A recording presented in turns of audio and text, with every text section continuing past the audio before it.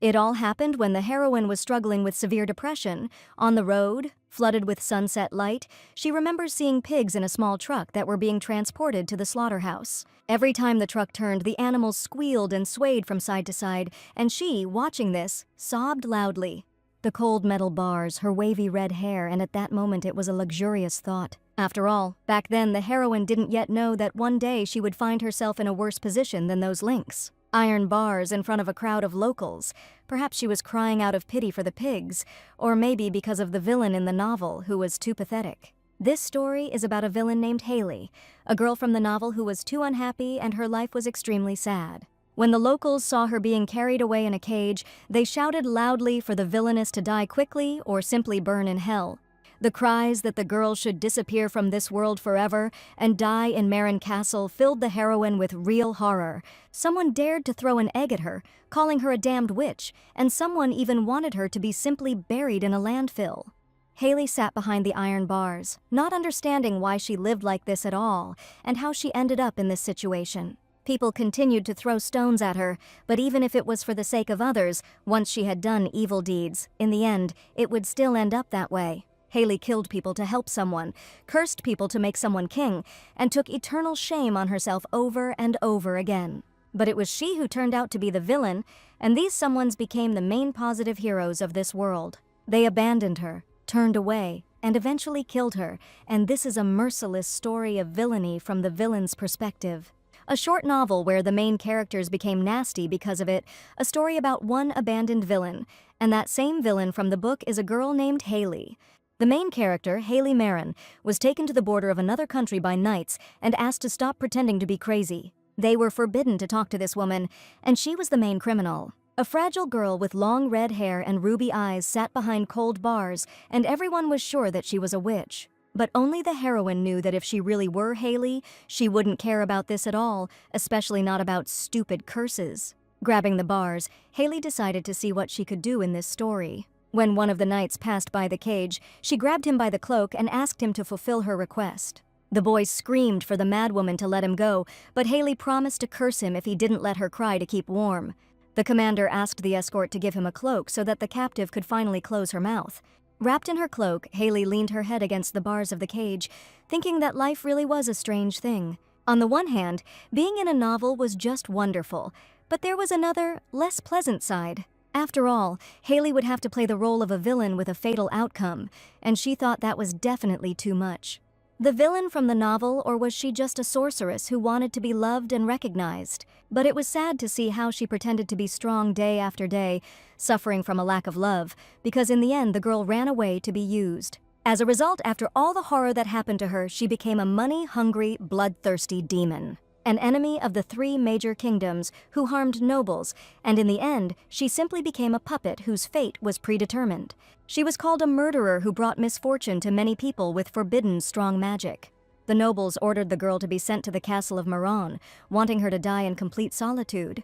So Haley became the villain of the century, sentenced to an execution worse than death, and now she was the one sitting in a cage behind cold bars. The three kingdoms wanted to execute Haley by cutting off her head, but the church was categorically against it. Cutting off a witch's head would not help. So they decided to send the girl to a wilderness called Marin Castle. Those lands were infected with magic, and everyone wanted to force her to breathe the infected air so that she would become a wandering corpse, forgetting who she was. Those who are inconvenient to kill directly are left alone with death in this very castle of Marin. Haley loudly asked the commander what the name of the two-letter kingdom was that had a king who had recently died. She wanted him to say that the man had not died because of her fault, but the commander was sure that the witch's tricks would not work and that they were under the protection of the church. Haley asked for money. They said she had made a fortune, but in fact, she herself did not know where she hid the money, and besides, the heroine still had to die. The commander once again asked the assistant not to respond to this woman under any circumstances and never to engage in dialogue with her again. Suddenly the carriage stopped, but looking around she saw only a raging river and there was no castle here. It didn't look like Marin Castle at all. Haley had a bad feeling about it because the commander had said they had arrived. In the book itself, the story began after Haley was thrown into the Marin castles, and nothing was said about that part, but it was strange, and there was no road visible anywhere for people to walk on. Below, the river roared, swirling and foaming, stormy. It seemed like a living creature. Ready to swallow everything in its path, the cage rolled to the edge of the cliff. Finally, the commander asked the witch to repent on the cursed land until her last breath. As the cage fell off the cliff, fear paralyzed Haley. She knew her chances of surviving in that water were slim. She was abandoned like an unnecessary thing, like a broken toy, cruelty, a chilling sentence, and only the roar of the river became louder, closer. At the last moment, Haley managed to take a breath, and now she was already flying down into the abyss, the wind whistling in her ears, and the river was inexorably approaching. She tried to catch a glimpse of the faces of her tormentors, but saw only malicious grins and indifferent eyes. Impact! The freezing water was seething in a powerful stream. Haley fought with the current with panic, trying to survive. The storm raged inside and outside, but somewhere deep in the girl's soul a spark of hope smoldered. Haley couldn't breathe, and it was all terribly painful, and the heroine didn't understand how she could survive at all, having gotten into this novel. But she was still alive and ready to fight, her hands wrapped around the wet tree roots. She had to cling to something, even if death awaited her. Then she was ready to die, holding onto the roots. She managed to grab onto the roots and saw the cage falling into the turbulent waters, but the water became transparent and the darkness gradually disappeared. Haley didn't know if she was being sucked into the current. She was starting to panic, but at that moment someone's hand grabbed her fragile wrist. Somehow she found herself on the bank of a raging river, and she could only feel panic taking over her entire body. Haley didn't understand what had just happened, and it felt like she had absorbed the darkness of the turbulent waters. But Haley was permanently deprived of mana, and she could no longer use her magic, but in any case, the girl survived, and someone's voice was heard nearby. Lying on the shore, she looked with frightened eyes at the little man with green hair, who became indignant. The girl roughly grabbed him by the hair. The little hero asked how he had even stayed alive and who that girl was, since she had somehow purified him. This little boy with green hair the color of mud asked if the girl really came here for the feeling, which means that others can survive too. She saw a strange creature in front of her and did not understand anything of what he was saying.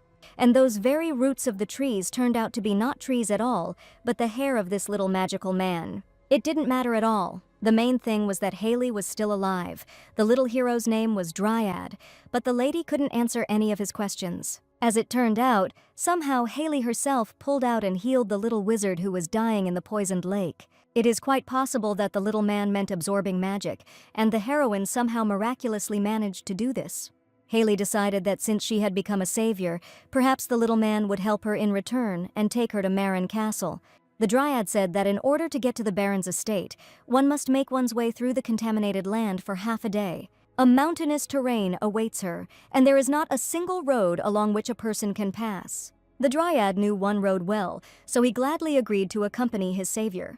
However, the girls managed to save him from dying from infection, but while he was speaking, Haley seemed to doze off and felt very weak. Everything was quite strange and surprising. The little man just felt someone's gaze on him. A small, evil creature with glowing red eyes stopped right in front of the heroes, growling throughout the forest. And in horror, Driad realized that there were corpses at every step, and monsters were jumping out from everywhere. The terrible monster rushed straight at the little man, and the Dryad screamed that he did not want to die at all. He closed his little eyes, not believing it, because he had just been cleansed, and now a terrible death awaited him. As soon as the evil creature jumped on Haley, it immediately turned into a cute white rabbit. The monster was purified by touching the girl's body, which means that not only it, but also other infected creatures can be purified by Haley's power. The little rabbit, who had been a monster a few seconds ago, was sitting right in front of the heroine, and Driad couldn't understand who this girl was and how this was possible. The Dryad's survival instinct, having returned from the brink of death, led to one conclusion: Haley possesses powerful magic. All this time, the girl slept from exhaustion, not suspecting what was happening here, and everything was too suspicious. The Dryad understood one thing: in order to live to the end of his days, he had to be next to this man. As soon as Haley opened her eyes, Driad revealed that she had just turned a creepy monster into a rabbit. The girl was indignant. While she was unconscious, the Dryad was nearby and turned out to be faithful, but it turned out that he simply could not go anywhere without her. The forest was teeming with creepy monsters, Haley noticed suspiciously, but fresh green grass appeared in the place where she lay. It's strange. The grass should be pressed by the body, but it looks fragrant, and besides, the Driad, whom she was simply holding, also purified himself. Haley realized that maybe if she touched other creatures, her magical powers would break the terrible curse. Having touched the tree, the girl was very happy, because sensations were possible with a simple touch, and the body itself absorbed magic upon contact. Haley screamed with joy, knowing that the heroine must have some special, incredible ability. There are no settlers without abilities, and Driad was surprised. Haley was clearly a person with unheard of magic. He asked if the girl was really an important person both there and outside, and how she got into the affair in the first place. Haley wasn't exactly important, just a little famous, and she said she'd done too many terrible things. She also said that she was supposed to be executed, but she managed to escape, and Driad realized that this girl was a criminal. Marin turned out to be the villain from the novel he was reading, which means that, having inhabited this body, she must forever hide on this earth. But the heroine was not going to die a ridiculous death a year later like in the original, and she lived happily ever after. As they wanted, Haley and her new friend went to live in the heart of the contaminated zone, not necessarily in luxury. The main thing is life. In any case, only the main character will save the world, and the girl took over the body of the villain, whom the whole world hated. And for the sake of everyone's good, she knew it was better to go into self-isolation and just enjoy the beautiful moments. Haley touched the dried flower, and the next second it turned into a flowering plant. She suggested that her new friend explore the paths and clean the plants, but Driad called the girl a reckless person, and she might run out of strength before she arrived. The heroes understood that staying overnight in a forest teeming with monsters was definitely not a very good idea. There was still half a day left to go, and Driad suggested first getting to the Baron's castle, settling in there, and then starting the experience. So, having gone through a long and difficult path in the terrible forest, the heroes finally managed to reach their goal. Finally, Haley stepped onto the paved path, which meant they had reached their destination, to the place where they would now live, the terrible and frightening castle of Marin. Haley was happy. They managed to get there before sunset, and they definitely wouldn't have to spend the night in the scary forest. The Driad was only thinking about how to get inside as quickly as possible, because the air suddenly made his stomach churn. Haley carefully opened the castle doors, deciding to go inside, but at that moment the heroes met a local resident. It was a huge, sinister mandrake, which flew out of the doors of the gloomy castle with screams and whistles. There was pure magic here, incomparable to the outside environment, and perhaps that was why Taraja was drooling and being capricious. Once inside the castle, Haley knew that this place would become a refuge in the future, and she was going to cleanse Marin Castle with an incredible ability. Haley was serious about creating a comfortable place for herself to live in exile until her death, and a year later she succeeded. Green plants were fragrant around the castle, and the heroine, together with her faithful assistant, was watering the beds. They managed to grow a potato crop, and Haley knew that dwelling on the past and being angry would ruin tomorrow. Perhaps for 100-year-old Taraja, a person's life is too short, which is why he could do such stupid things. The lady carefully watered the flowers, and looking at one bush, she could not believe her eyes, because the flowers really had blossomed. She screamed with joy, and the fragrant strawberries finally ripened, and it was an incredibly sweet moment. A year ago, the heroine picked up a Driad on the road. He turned out to have a talent for farming, and in agreement with the tree spirits, they grew sweet strawberries. The heroes laughed with joy, and Haley began to get confused about where she was, in a novel, or had moved to a village where butterflies flew along the beds, and the sweet smell of strawberries tickled her nose. The heroine admitted that she was incredibly happy with her new friend all year, and they got along great. But as soon as Taraja heard the word too, his small eyes widened in bewilderment. He asked the lady not to speak like that under any circumstances, and was probably simply offended by human speech. There was one fact that the heroine discovered during the year of cleaning Marin Castle. What she was doing was more like obesity than cleansing. The real Haley was a girl with beautiful scarlet hair, like a full-bodied rose, but when she cleansed the pollution, her hair became black as coal. The heroine often wondered if the original Haley also ate magic instead of food to survive. Through daily efforts, she was able to restore the backyard and stone wall, but now she had to walk to the pollution boundary to get her fill. And it's not for nothing that in the past the heroine completed mobile farming games to the end, thanks to her stubbornness and persistence. In that sense, it would be nice if another elf showed up. Taraja was good at farming, but this time she needed someone who was good at cleaning and cooking. Suddenly, Haley heard a strange sound, but in this huge estate, she knew that she was alone. Apart from her, there are only polluted plants and monsters here, as well as a bunch of walking dead. As she walked through the forest, Haley noticed in horror that a terrifying zombie, which she had never seen before, was following her right on her heels. The girl screamed, "This is her territory, and the monster should go away." But the young man grabbed her hand. The magic of purification began to shine around the lady, but the evil dead man whispered where Marin was. The dead man's face appeared right next to the heroine, and he confessed that he had come to kill this woman. But the next words he spoke were incredibly strange, and the zombie spoke of the woman who destroyed his family. At that moment, Haley finally realized who was standing in front of her. It was one of the main characters in the novel. It was this young man who hated Haley with all his soul, and he was the one who would ultimately kill the girl. This young man's name was Reichart Winter, but as soon as he touched the girl, he fell to the ground unconscious. And Haley looked in surprise at the hero, who for some reason fainted right here. The young man could not be left alone. Certain death awaited him, and the lady had to drag him through the forest straight to the castle. She was angry, all because of little Taraja, because thanks to him she learned that she could cleanse the land and came across this young man. Finally, Haley dragged it and put it on the grass, but it was strange, it acts differently, but for some reason the original did not change.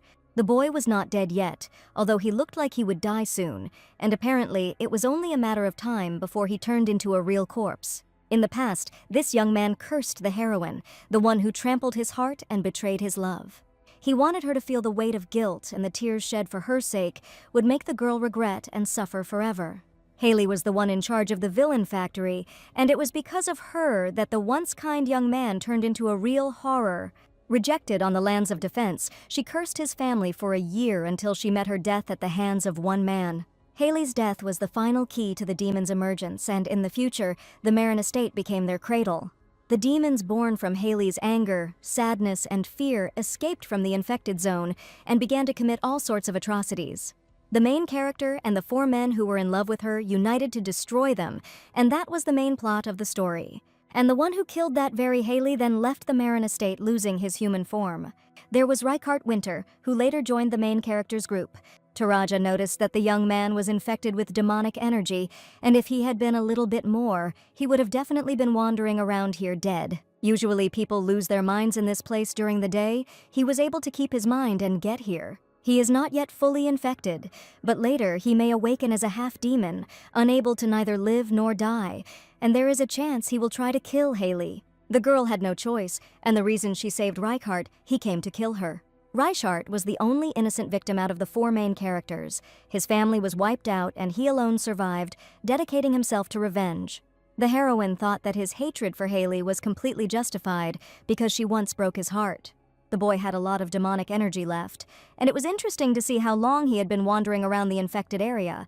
Haley decided to help him and send him back as soon as possible, and no matter how pathetic he was, she didn't want to get involved with the main characters.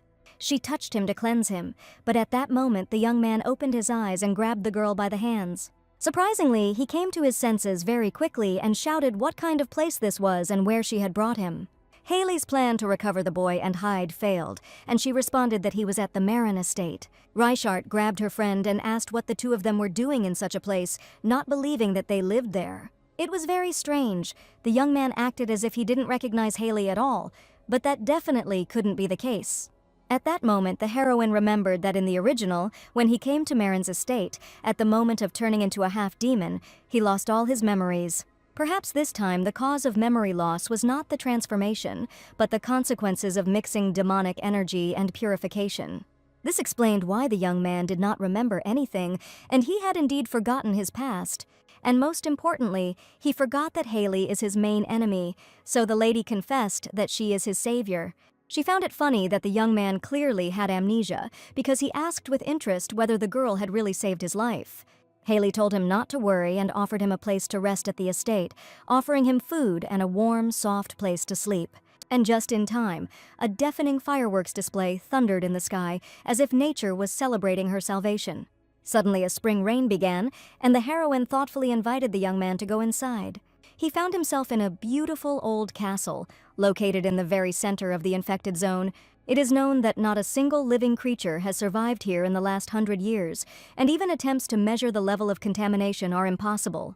It is not surprising that the first guest who visited this house was speechless, because Haley put a lot of effort into making this castle a peaceful place to live. After a few sensations, there was no place a person could go here, and magic wasn't the biggest problem. After all, the heroes lacked other things most of all, and these were ordinary fire and food. But to this day, they have not managed to solve any of these problems, and the fire had to be constantly monitored.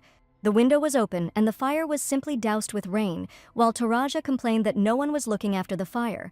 In other words, the level of civilization of the heroes was at the level of primitive people, and this was previously shouted, "The lady only does what is engaged in cleaning the contaminated territory." The little elf was screaming. He was doing all the housework by himself, and Haley couldn't even tend to the fire or cook. Haley began to get nervous when Taraja yelled at her, assuring her that the fire could be rekindled. The elf asked to take responsibility and light the fire before bed so as not to force the guest to sleep in an icy room. Haley picked up 2 stones to create a spark and prayed for the fire to rekindle, but to no avail. She was busily beating stones against each other, and the young man asked if she was really going to make a fire with 2 stones. The young man looked at this in surprise, and the lady admitted that she had succeeded in everything before. Reichart asked to give him stones, and was probably going to help the heroes light a fire. He took a strange device out of his pocket, and within a second had successfully produced a spark. The heroes were simply in shock. The fire lit up the first time, filling the entire room with warmth. Haley looked at the device and asked what it was, and the young man said that he had bought the item in the taverns for travelers. It wasn't magic at all, but an ordinary object that simply easily lit a fire. The young man suggested that if the problem was with the fireplace, it would be better to buy a magic one that could maintain the fire on a permanent basis. Haley never thought that there was some kind of magic fireplace that didn't need to be lit every time. It was a world where people lived. And somewhere here there were civilized things, but in this damned old castle there was nothing left at all. That is why the heroine got up every day with the sunrise and went to bed with the sunset. The little elf appeared on the threshold, holding dry firewood in his hands, and he was just in time. But Taraji looked very strange, and he had a face that the heroine had not seen even in a year of living together. The fire enveloped the entire room of the gloomy castle with warmth, and this day became the most unusual for all the heroes. Haley and her little friend had to sleep under the same blanket because he gave the girl's blanket to the guest. They argued. The elf gave Reichart strawberries, and Haley was outraged by this, but if the master had not helped, the girl would still be striking sparks from the stone. Reichart watched with a calm face as they argued over food, and the elf promised to give the lady strawberries tomorrow. The young man looked at the lady and could not understand who this woman was, but he and she had the same face, the same body, but the evil witch was not able to smile. He saw her in a completely different form, a woman living with the forest spirits, working with her fragile wrists. She is happy with just 5 juicy strawberries and smiles with eyes that do not contain a drop of evil. Reichart couldn't understand. This girl didn't look like the villainous witch Haley, but like a sweet and kind lady. And there was a lot of slander surrounding Haley, and it was not for nothing that she was imprisoned in the Marin estate, and the young man was confused. For a long time, Reichart was a puppet created by the Winter family, and his life was not his own at all. My father always said that his family was all he had, and he should exist only for his family, and not trust anyone. For those who bear the name Winter, only loneliness is a friend, and the boy was raised as an Iron Man, the ideal heir created in the duchy. The father always insisted that the boy should be driven by the interests of the family, and this is how young Reichart was raised. In order not to tarnish the family name, he was forced to be perfect, and emotions were called the lot of the weak. Winter's heir had no need for emotions, and the boy was taught that he should never know doubt. The young heir of Winter was never supposed to doubt his powers, and he does not show his emotions to anyone. So, the boy is related to the most ideal heir, whom the head of the family wanted. I don't know what he wants, living the way the family wanted. But that didn't change even when the Winter clan was completely destroyed and Reichart was left alone. Before his death, the father asked for revenge for the untimely death of his relatives and brothers from the very same witch who destroyed their family. Revenge was his duty. It was not grief or loss that moved the young man. It was duty and responsibility that moved him. For the sake of revenge, he was even ready to die, just to take revenge on the evil witch Haley. But the winner did not even grant him an honorable death, and for some reason left the young man alive. Then Haley admitted that the young man must live so that she would not forget what she had done on this earth. It seemed to Reichart that the girl felt guilty, and this was definitely hypocrisy for someone who had destroyed an entire clan. And he couldn't believe that she had finally gotten what she wanted, but the witch knew that Reichart would never understand her. After that, he tried again and again, failed, and with each failure the sense of duty and revenge faded, and one day all that was left was curiosity. It's funny, but being fixated on an object and place, for the first time in his life he wanted to get to know another person, and unexpected news came a few days later.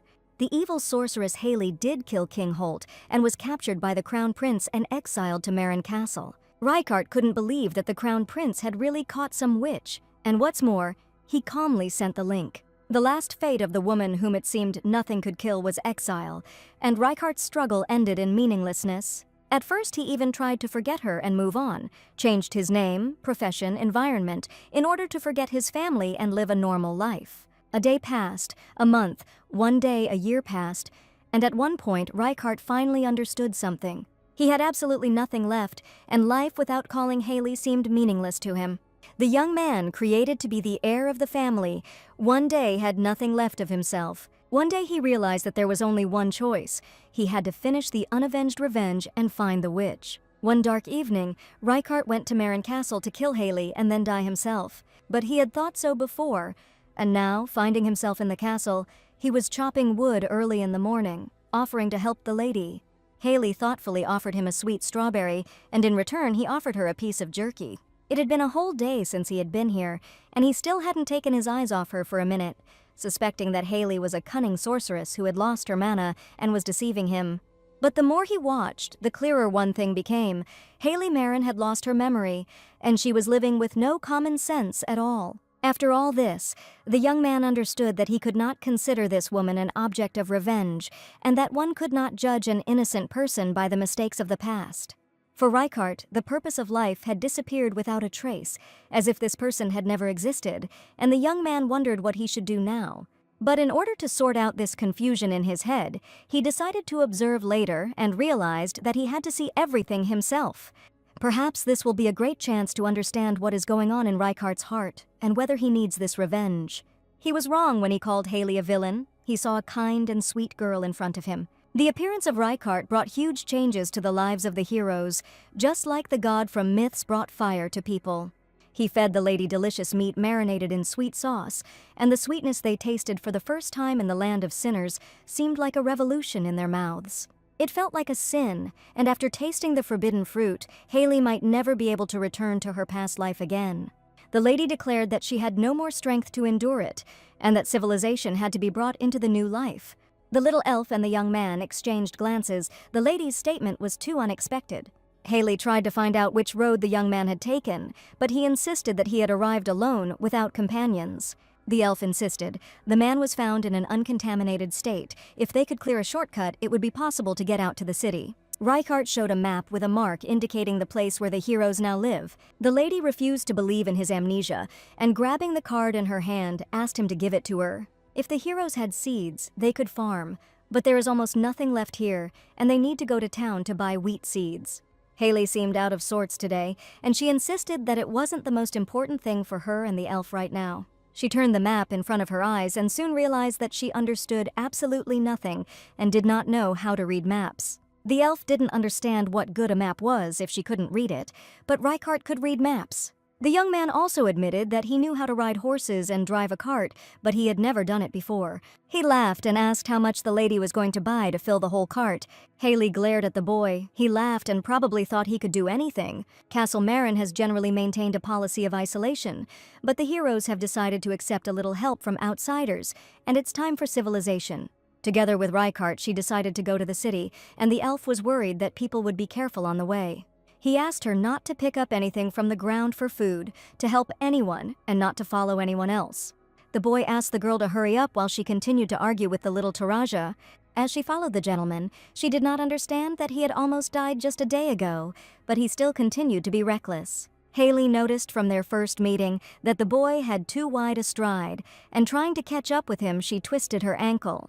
As soon as Reichart asked her to hurry up, she didn't notice how she almost tripped and fell face first into the ground. Reichart decided to minimize the time of contact with magic and suggested buying the bare necessities and then slowly building the road. The lady was worried that if things continued like this, the young man would become a walking dead man before he even had time to see the village. Haley wasn't in the habit of holding hands with men, but given the current situation, there was nothing she could do. She invited the young man to take her hand to cleanse him along the way so that he would not become infected. The situation was similar to when she begged him to take her hand, but the young man said that he was completely fine. She laughed. Reichart suggested being independent and self-sufficient and happily walked after him. A walk through the contaminated area could not be called a romantic journey, and the heroes had to walk, crunching dead trees under their feet. But it wasn't all that bad. The sky was still blue and the clouds were white, like the sugar and flour that await at the end of the road. The desecrated land seemed much larger than Haley had imagined, and soon Reichart reported that they were about halfway across. The young man admitted that it wouldn't hurt for the girl to learn how to read maps, but she said that she hated studying. Looking at the map, he said that if they moved in a certain direction, they would reach the place in just one day's journey. But no matter how much he tried to explain it, Haley refused to listen to him and didn't even look in his direction. The young man did not understand what was happening and saw the girl looking fascinatedly at another part of the forest. She stopped dead in her tracks, looking at the raging river that had caught her attention. The Black Lake was clearly visible from the Marin castle, and the heroine always sat in the castle, and for the first time she saw the lake so close. Before it was corrupted by magic, it was a beautiful place, a sparkling pearl. But now the forest and lake were gloomy, and demonic energy had swallowed up all the light. Haley knew it would take forever to absorb the thick energy in this state, but maybe someday she would be able to return the lake to its azure hue. Looking at the black, gloomy water, the lady asked with a smile if she would ever be able to make this place beautiful. The heroine dreamed of living a peaceful and quiet life, raising a farm near the castle, and the beautiful lake would fit perfectly into this landscape. She saw how every morning the birds would sing in the forest, like in the fairy tale about Snow White, and she would gallop along the shore of the lake on a snow-white horse. Reichart considered her words complete nonsense, and he did not at all treat her as his savior. The young man was surprised. Haley said that she had forgotten everything, but he did not understand how she could be so sure of what she wanted and what she dreamed of. He didn't have such confidence and such desires, and he didn't understand where the girl, the villain, got so much good hope from. The heroes left Marin Castle 3 days ago. After the endless mountains they came across a wide road, and every day they encountered the defiled. Pale skin, dark energy that seemed to flow through them, empty gray eyes like a zombie. They were mostly traitors, criminals rejected by the Three Kingdoms or the Order. They seemed to be attacking only the boy, but they didn't even try to harm Haley. The zombies couldn't harm Haley in any way, but she didn't want to cleanse them for fear of facing revenge. Haley didn't want to turn them back into humans, and Reichart realized he was definitely lucky that the girl helped him. Perhaps he thought that he himself could find himself in the same situation and was upset by her words. The hero's journey continued. Zombies appeared, the young man eliminated them, and when he was infected with magic, Haley cleansed him. The journey even looked funny, and Haley watched with interest as Reichart dealt with the zombies. The heroine thought she must have caused the young man so much trouble and was a little guilty before him. But it is good that he has not forgotten how to use a sword, and it would be terrible if he forgot everything he had learned for so long. She thought Reichart was strange. He went to kill the real Haley, but instead helped the fake and endured all the hardships of the journey. The young man was exhausted by illness and the long journey, but he never complained and always walked ahead of the girl. Of the few edible berries in the area, he gave them to Haley and ate the tasteless roots himself and never complained. Despite the fact that the young man looked more tired, he was always the first to take up his watch, and the heroine was weak in front of good people. She didn't tell him that in this desecrated zone, she didn't need to eat or sleep, and that the heroine's body seemed inhuman. Suddenly, the young man asked the girl if she remembered what she had done in the past and why she lived alone in the Crow Castle. Hearing this question, Haley realized that this was not a good sign and admitted that she did not really remember what happened. The young man asked her to listen to him and warned her that when they left the contaminated area, she should not tell anyone that she was Haley. Even if the heroine wanted to, she didn't know the real Haley, but she wondered why Reichart asked about it and whether he really forgot everything. To begin with, she decided to play along with him and told him that when she woke up, She was in a cage and was immediately thrown into a gorge. Haley explained that she had been trying her best to survive and get to the castle, and in response asked if Reichart remembered who he really was. The young man said that he was the heir of Duke Winter, but now everyone was dead and nothing was left of his family. His name is on the wanted list that people distributed, and the heroine was surprised. He probably remembered everything. After the heroes entered the desecrated zone, everything became a little confused, and the young man could no longer explain why he came here, risking his life. He was beginning to think that what he believed so firmly might be a lie, and his memory had indeed faded slightly. Suddenly, in the middle of his words, Reichart lowered his head, and the lady noticed that something was wrong with him. During the journey, the young man became heavily infected and simply waited for the heroine to cleanse him, without saying a word. But even in self-sacrifice, there must be a measure if it were a little elf. He would have turned everything upside down long ago. Haley took the young man's hand and just prayed that he would be cleansed and healed soon. Contrary to her expectations, he turned out to be a good travel companion. He was kind, attentive, and at times even tactful. But for some reason, such a person was a symbol of misfortune in the original novel, and I didn't understand whether it was really impossible to give him a happy ending. The young man snored sweetly in his sleep, and the girl felt incredibly sorry for his kind heart. It's good that she noticed it before it was too late. Before the boy turned into a demon, he still had some memories left. Haley was glad she was able to clear him and wanted him to find his way to a happy life. Reichart was supposed to confess his love to the main character and rise high thanks to his swordsmanship and rule the world. Only Haley wanted him to forget about playing a tragic male character suffering from hopelessness. In the morning, the heroes continued their journey. They almost arrived and saw a sign, and they had to cross the line. Just beyond the line will be the manufacturing city of Selbon, which was the main target. The landscape did not look particularly urban, and the heroine saw a small village in front of her, which must surely have a forge. Reichart warned the girl that she must introduce herself as his sister, and under no circumstances give her name. The heroes had to be careful before buying anything, and the young man thoughtfully offered them a snack. They went into the nearest tavern, and the lady presented the heroes with a delicious, aromatic chicken. Haley even started drooling because she hadn't seen such civilized food in a long time in isolation. The young man confessed that the girl had been hungry for a long time and asked to prepare something easily digestible. The lady carefully served a large piece of spiced meat in a hot stew, and Haley's mouth kept watering. Vegetables and meat carefully cooked, this broth was simply divine, and the heroine tried to savor every piece. The young man decided to get something else and asked the girl not to rush because she had not eaten such delicious food for a long time. Reichart stated that it would be more convenient for him to do some things alone, but warned that when they returned to the castle, the lady would begin to study. Haley felt that everything was going according to plan, and she told Reichart that she couldn't read. But in fact, during this damned year, she mastered all the letters, and her fingerprints remained on every book in Marin Castle. There was only one reason why she lied, and suddenly someone asked where the girl's boyfriend was. Haley was outraged that it was not her boyfriend, but the lady from the tavern who offered the girl to try a delicious dessert. She happily devoured the delicious sweets, and there were good people working here. In fact, the girl mistook her for a beggar and fed her out of pity. Too much had been happening here lately, and the lady was simply worried. But Haley decided to clear the air. She had no money problems at all, and rather, she was very rich. Over the past years, while she was cleaning out Marin Castle, she found a whole treasury. There were mountains of gold bars and jewels. Now the heroine had only 2 sets of clothes, a cloak that she took from the guard and a dress made of wood fibers that an elf made for her. She borrowed the rest of her things from Reichart. She needed to find clothes, so she asked the girl where the store was. There were no separate clothing stores in the small village, the girl said. Here they sew everything themselves. When merchants come to town, there is something to buy, and the heroine asked if the lady would have any extra fabric. She asked with a smile why the guy didn't buy her clothes, and Haley angrily replied that he was the one who saved her at the edge of the forest. She admitted that she would like to thank him. The girl replied that in this world there is no better gratitude than money. Haley asked to sell some fabric, offering to pay in real gold coins. An old coin from the treasury of the castle of Marin.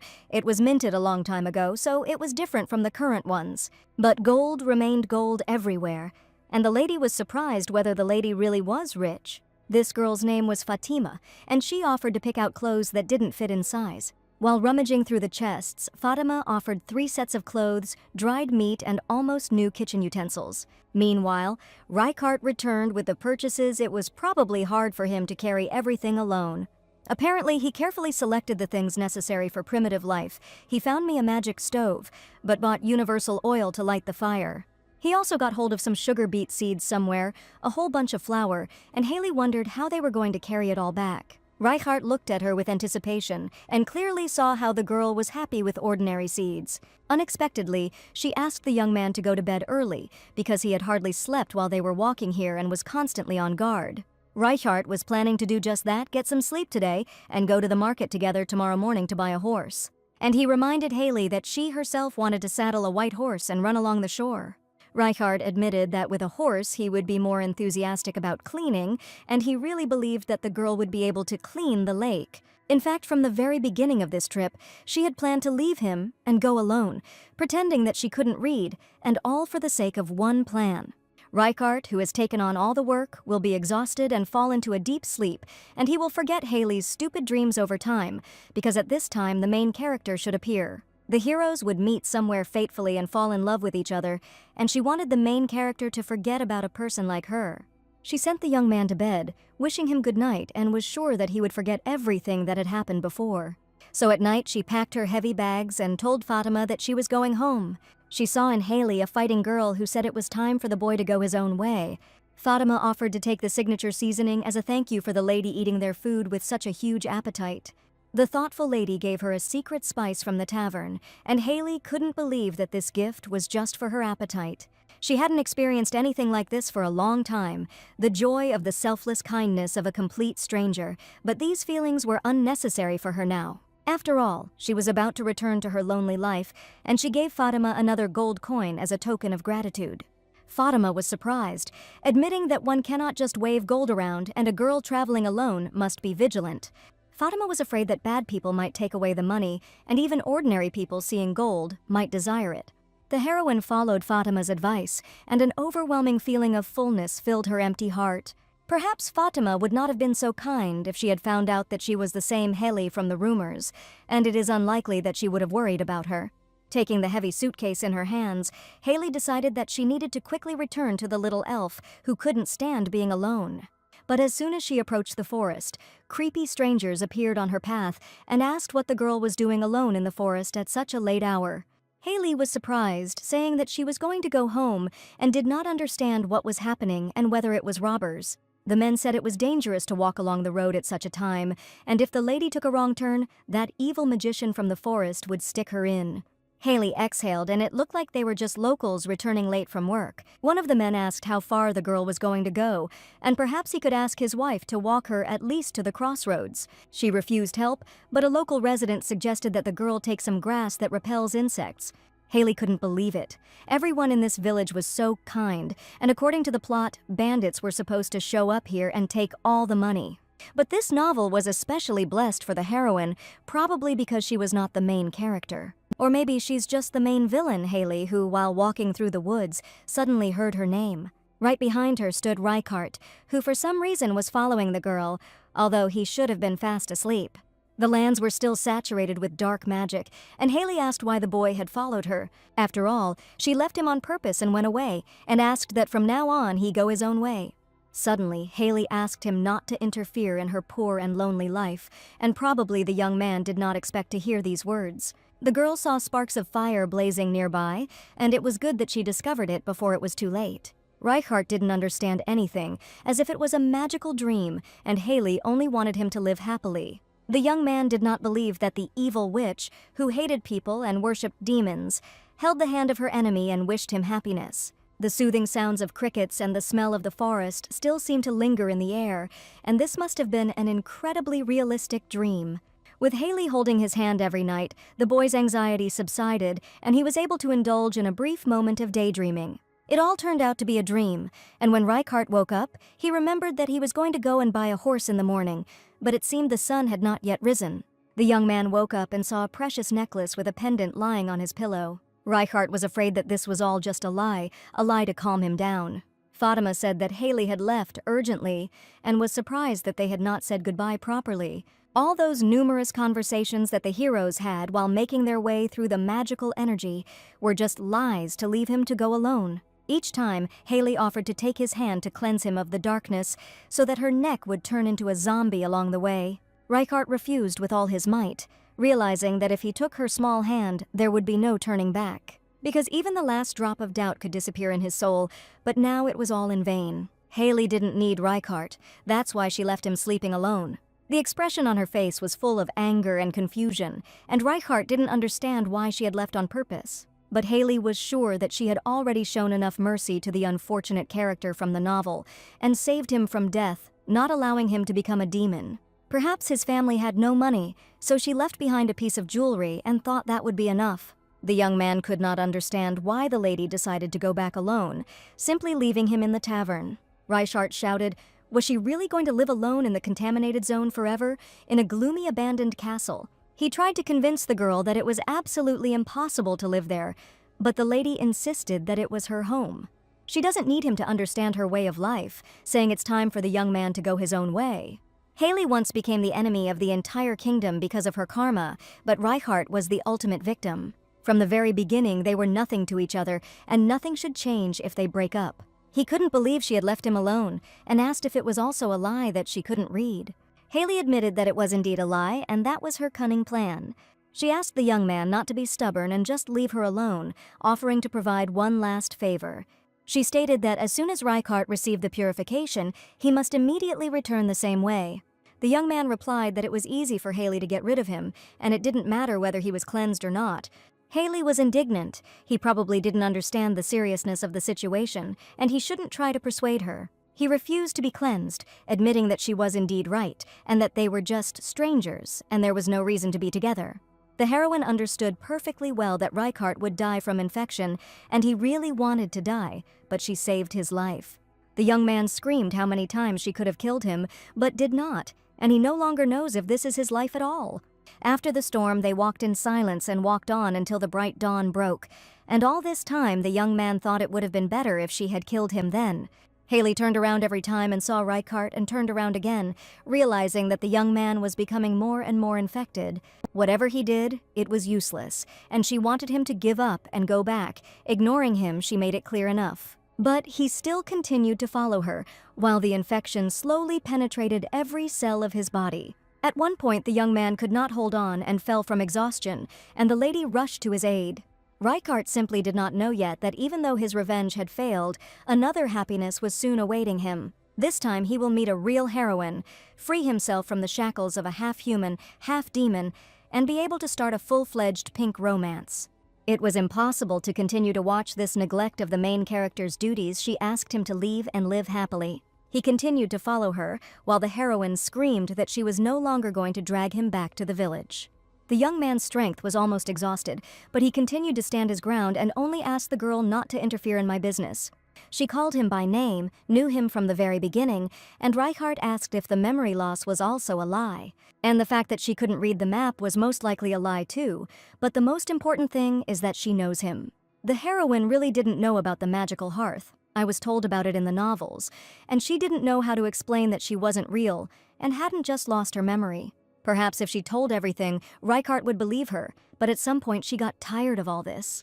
She no longer expected understanding, and declared that the young man could think as he wanted, and she did not expect to be understood.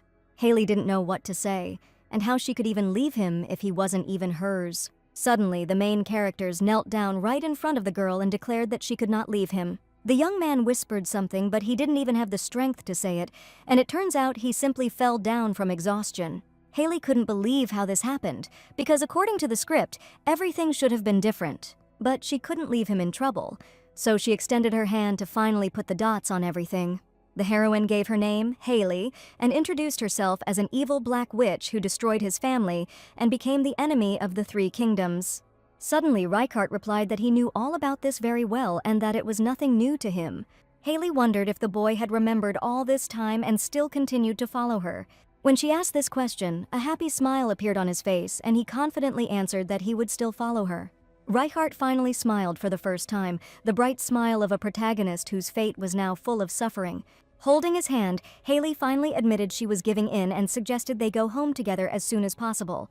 In a village on the northeastern edge of the kingdom of Kasnathura, strange events were taking place that day. They say that soldiers were sent to the border of the contaminated lands, and the locals were surprised at how many years no one cared. Rumor has it that the newly minted Cardinal is young and full of enthusiasm, and he has personally traveled to all the borders of the three kingdoms.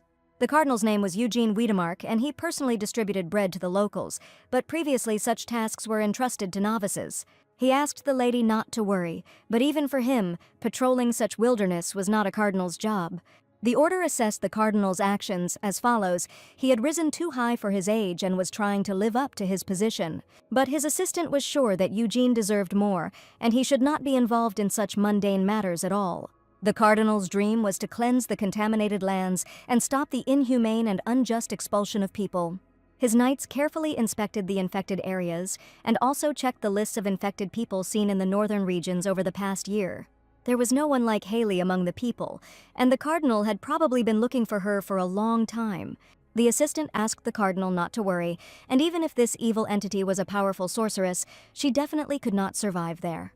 Suddenly, one of the assistants ran up to him and said that they had found Reichart, the surviving member of the Winter family, and he had been seen running into the woods. Eugene understood that we were talking about the very family that Haley had cold-bloodedly destroyed, and he was like a beast eager to take revenge on her. They say that Reichart was very excited and was in a hurry to get somewhere, and he was the one who hated the villain with all his heart. The Cardinal realized that the young man was ready to risk his life and go to the infected zone and asked to call the knights. He warned that everyone should go to Selbon village to search for Haley.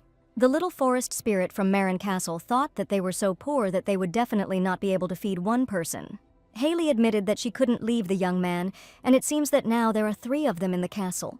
The heroine was afraid. She brought it without asking, and perhaps the forest spirit would be very angry.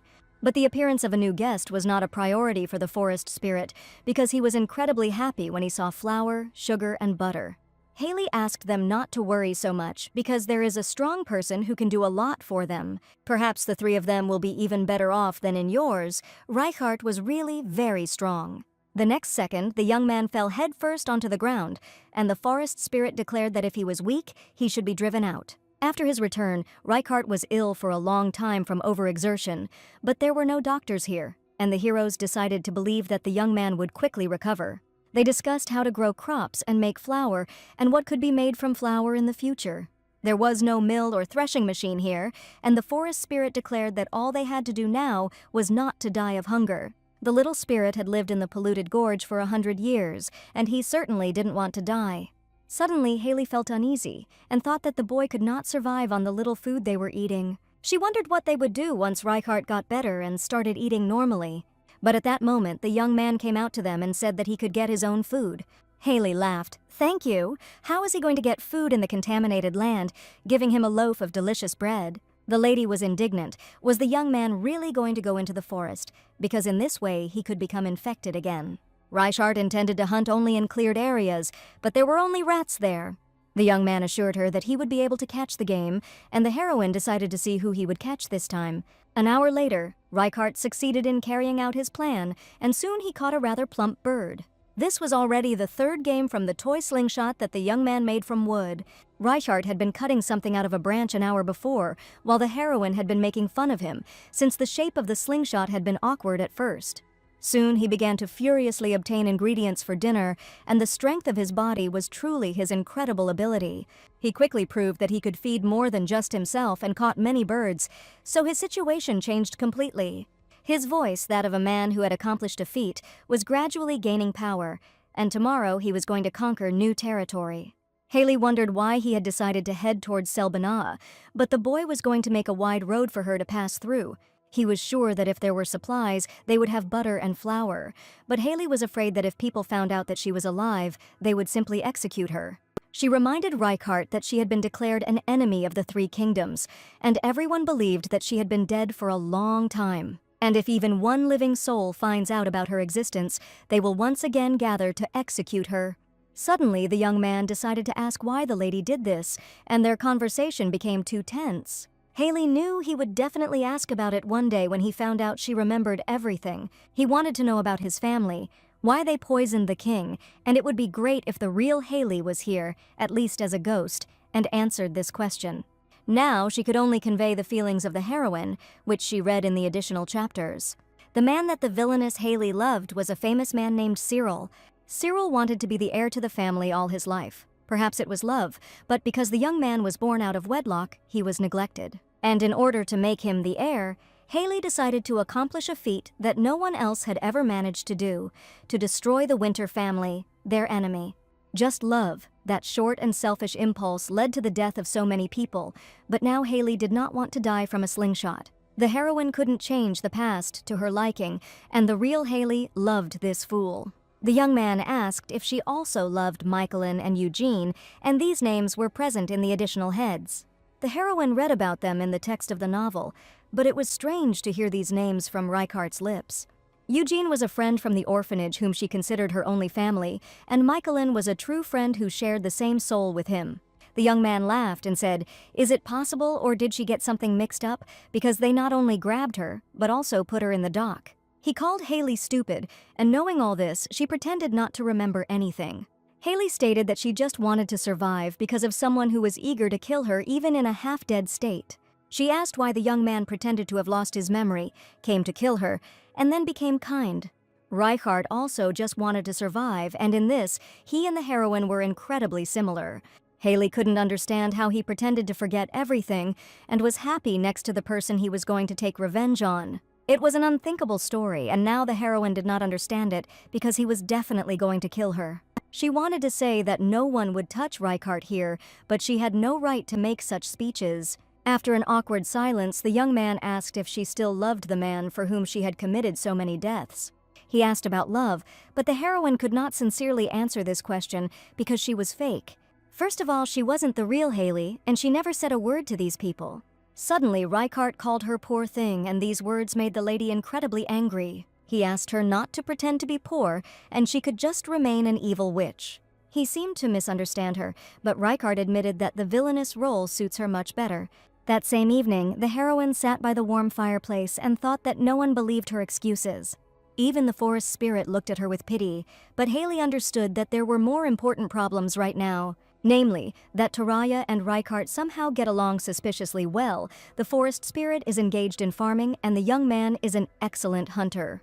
The heroine understood that if things continued like this, she would be the only parasite in this castle.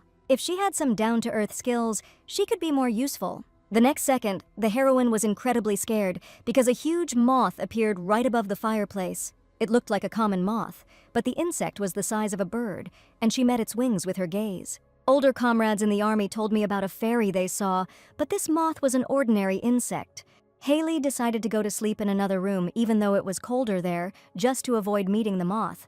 But a huge moth was flying straight towards her, and a bad feeling appeared which never deceived her. A loud scream was heard in the castle, and Haley was screaming in fear for Taraja's help. The forest spirit, along with Reichart, immediately came to the rescue, asking what had just happened. Right under the ceiling of the room, a blue magic ball was flying, and inside it was that very same moth. The heroine admitted that it was she who caught the insect, but most of all she was surprised, because it seemed that she had raised her level. It was about purification, and the girl's magical powers became much greater than they were just a day ago. After meeting the moth, her abilities rapidly increased. Now Haley could absorb magical energy even without direct contact with the infected area. Now she could clear a much larger area than before, and it felt like she was doing something unreal. The real magic had not yet begun, and upon entering the contaminated land, she decided to show how she could now extract magical energy. Now the magic was moving like her arms and legs. It looked powerful, and Haley looked like a real demon. Reichart asked if the girl had any other abilities. She still had one more new function. She saw a spider on a tree, and it was the one she needed, and the forest spirit asked if she was going to clean the insects. Wandering through infected areas, you often encounter creatures that have absorbed magical energies. These are creatures that have lost their vitality. This spider no longer spun webs or hunted, but if it was injected with a high concentration of magical energy, its jaw would grow as long as a fang. Haley directed her magic at the spider, and in an instant it was resurrected and transformed into another creature. The forest spirit was surprised because the lady really was the master of demons and could resurrect the infected. Perhaps it would work on animals and humans too, and theoretically, it was possible. Reichart offered to strengthen his body so that he could move around the contaminated area without fear of dying.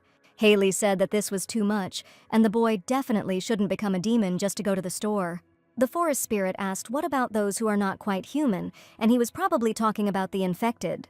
After all, if these people also become demons, like that spider, they will live and not die. There really was something in this unexpected thought.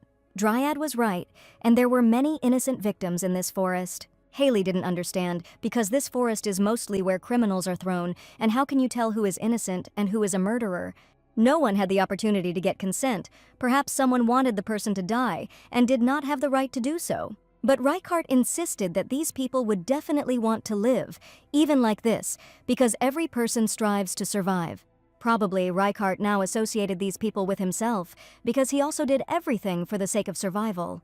The forest spirit declared that it was enough to discuss human nature and dignity, and most importantly, they needed to continue living in the castle. In any case, Haley's growth was always a good thing, and he suggested that they discuss everything in the castle and continue the cleaning. Thanks to the intervention of the forest spirit, the conversation was ended, but doubts still remained. Would these people really want to live even after becoming demons? And if that's true, then it could be a second chance for the innocent. The most vile and fearsome demons among the original villains had human form, and it is possible that Haley selected infected criminals and turned them into demons. But one thing was absolutely clear to the heroine: she decided definitely not to use this power on other people. At that moment, she did not yet know that fate would bring her into a situation where her help would be needed. Not an hour had passed before her resolve and determination were again put to terrible tests. On the way to the castle, they met zombies, but suddenly Haley asked them not to kill them. She recognized them as the same woodcutters from the village of Selbon, but they had been fine last week. These were kind uncles who were worried that she was walking alone in the forest and warned her to be careful. One of the men even gave them medicinal herbs, but for some reason they were now walking around the forest, having turned into zombies. Haley didn't understand why the lumberjacks, who knew better than anyone about the dangers of the contaminated zone, would suddenly become infected en masse. There was clearly something wrong here, and the heroine excitedly reported that it seemed something had happened in the village. A few days after Haley's meeting with the woodcutters, a young man came to the tavern looking for the fugitive. He looked for a tall blonde man with a ball, probably with aristocratic manners, and asked Fatima if she had seen such a man lately. Fatima replied that even if it was a rural inn, she couldn't just talk about the guests. The Cardinal's assistant took out a sword and threatened Fatima, saying that one of the 5 high-ranking cardinals stood before her. Eugene asked Fatima not to be afraid and told her that they were looking for a man named Reichart Winter. He said it was a dangerous business and he allegedly could not go into details, but the information he had was needed. After they left the tavern, Jenna was worried about whether she could trust the words of this innkeeper. The Cardinal ordered the village to be completely closed and everyone who saw Winter and his companion to be found, checking every little thing. Jenna was surprised. The Cardinal asked for a complete purge, and he was even ready to find the necessary pretext. Eugene ordered that those who resisted be sent to the infected lands and executed on the spot. Jenna immediately went to convey the order to the soldiers, while the Cardinal was about to fulfill the will of the Almighty. Fatima said that Reichart met her in the forest by chance and saved some girl. She left late at night, and he ran after her. From the description, the Cardinal immediately recognized Haley, despite the fact that she now had black hair. But he knew that Reichart was not one to help others for no reason, if he was in such a hurry to go deep into the infected lands. Haley may still be alive, but they said she was thrown into the ravine along with the Great. Eugene guessed that she couldn't just die like that. A year had already passed, but she still hadn't come to him. He kissed his ring, and perhaps she misunderstood his true feelings, and he just prayed that she would wait a little longer. When they were little, the boy Eugene wanted to grow up together and leave the orphanage with Haley. Then, the girl believed that they were a real family, and only they could protect each other in any situation. Eugene promised the baby to always protect her, and Haley suggested cutting rings out of wood and exchanging them. It was a symbol of their vow to always be together, and the young man lived with these memories. The wooden rings spoke of the times when they were held together in this cold world only by each other's warmth. The heroes met woodcutters who turned into zombies 3 days after the village was closed, and for the girl, this was not an experiment that could be taken lightly. She understood that if she tried to clean them, they would die. Their important organs that worked on magic could stop. But turning these people into demons was out of the question. So Haley decided to first understand what had happened before making a decision. With the forest spirit's small feet, the journey would take at least 5 days, and he offered to stay. Apparently something serious had happened, and Haley and Reichart went to the village. Unlike last time, they encountered a busy border of contaminated lands filled with people. The heroes stopped at the cliff and watched what was happening, trying to make sure no one noticed them. Haley didn't understand why churches needed to be here, and why they needed to spend the night here instead of comfortable temples. Reichart suggested waiting until night and then moving, but suddenly he saw the girl freeze in place. She couldn't help but recognize this man at first glance, perhaps because he was now in Haley's body and his appearance seemed too bright. Eugene was the one who used Haley to rise to Cardinal, and he was her classmate from the orphanage who she trusted. The young man had just suggested waiting until midnight, but suddenly decided to break through right now. Haley stopped him and said that they should wait because he wasn't going to leave her. It was at that moment that she felt his clear gaze sliding down the hillside, and the next second she met the eyes of the Cardinal, who immediately recognized the girl at the top. The lady was frightened. They had definitely been noticed and immediately asked Reichart to go back. She confessed that there was a person downstairs who definitely shouldn't know that she was alive. But it was too late, and the Cardinal looked at Haley with attention, immediately recognizing her. He was seriously going to shoot even at such a distance and ordered his assistants to catch the witch. Reichart realized they could get caught, and at that moment the heroine was overcome with hysterical laughter. She tried so hard to avoid meeting him, but for some reason Cardinal Vitamark was incredibly close. In the original story, the events are shown from the heroine's point of view, and nothing was known about the Cardinal's movements. Arrows flew at the heroes, and Reichart diligently blocked them with his sword, holding the girl tightly by the waist. The Cardinal shouted that no one should dare to let them go into the infected lands because the witch had to be caught.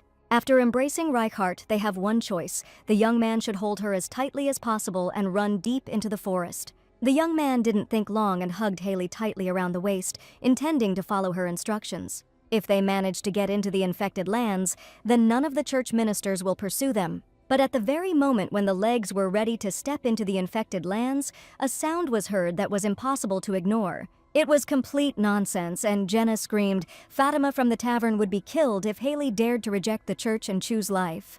The tied-up girl sat near the tree. Jenna screamed, this is what happened to the woman she gave the gold coin. Somehow everything turned out horribly, and Fatima is just a kind-hearted housewife who loves gold.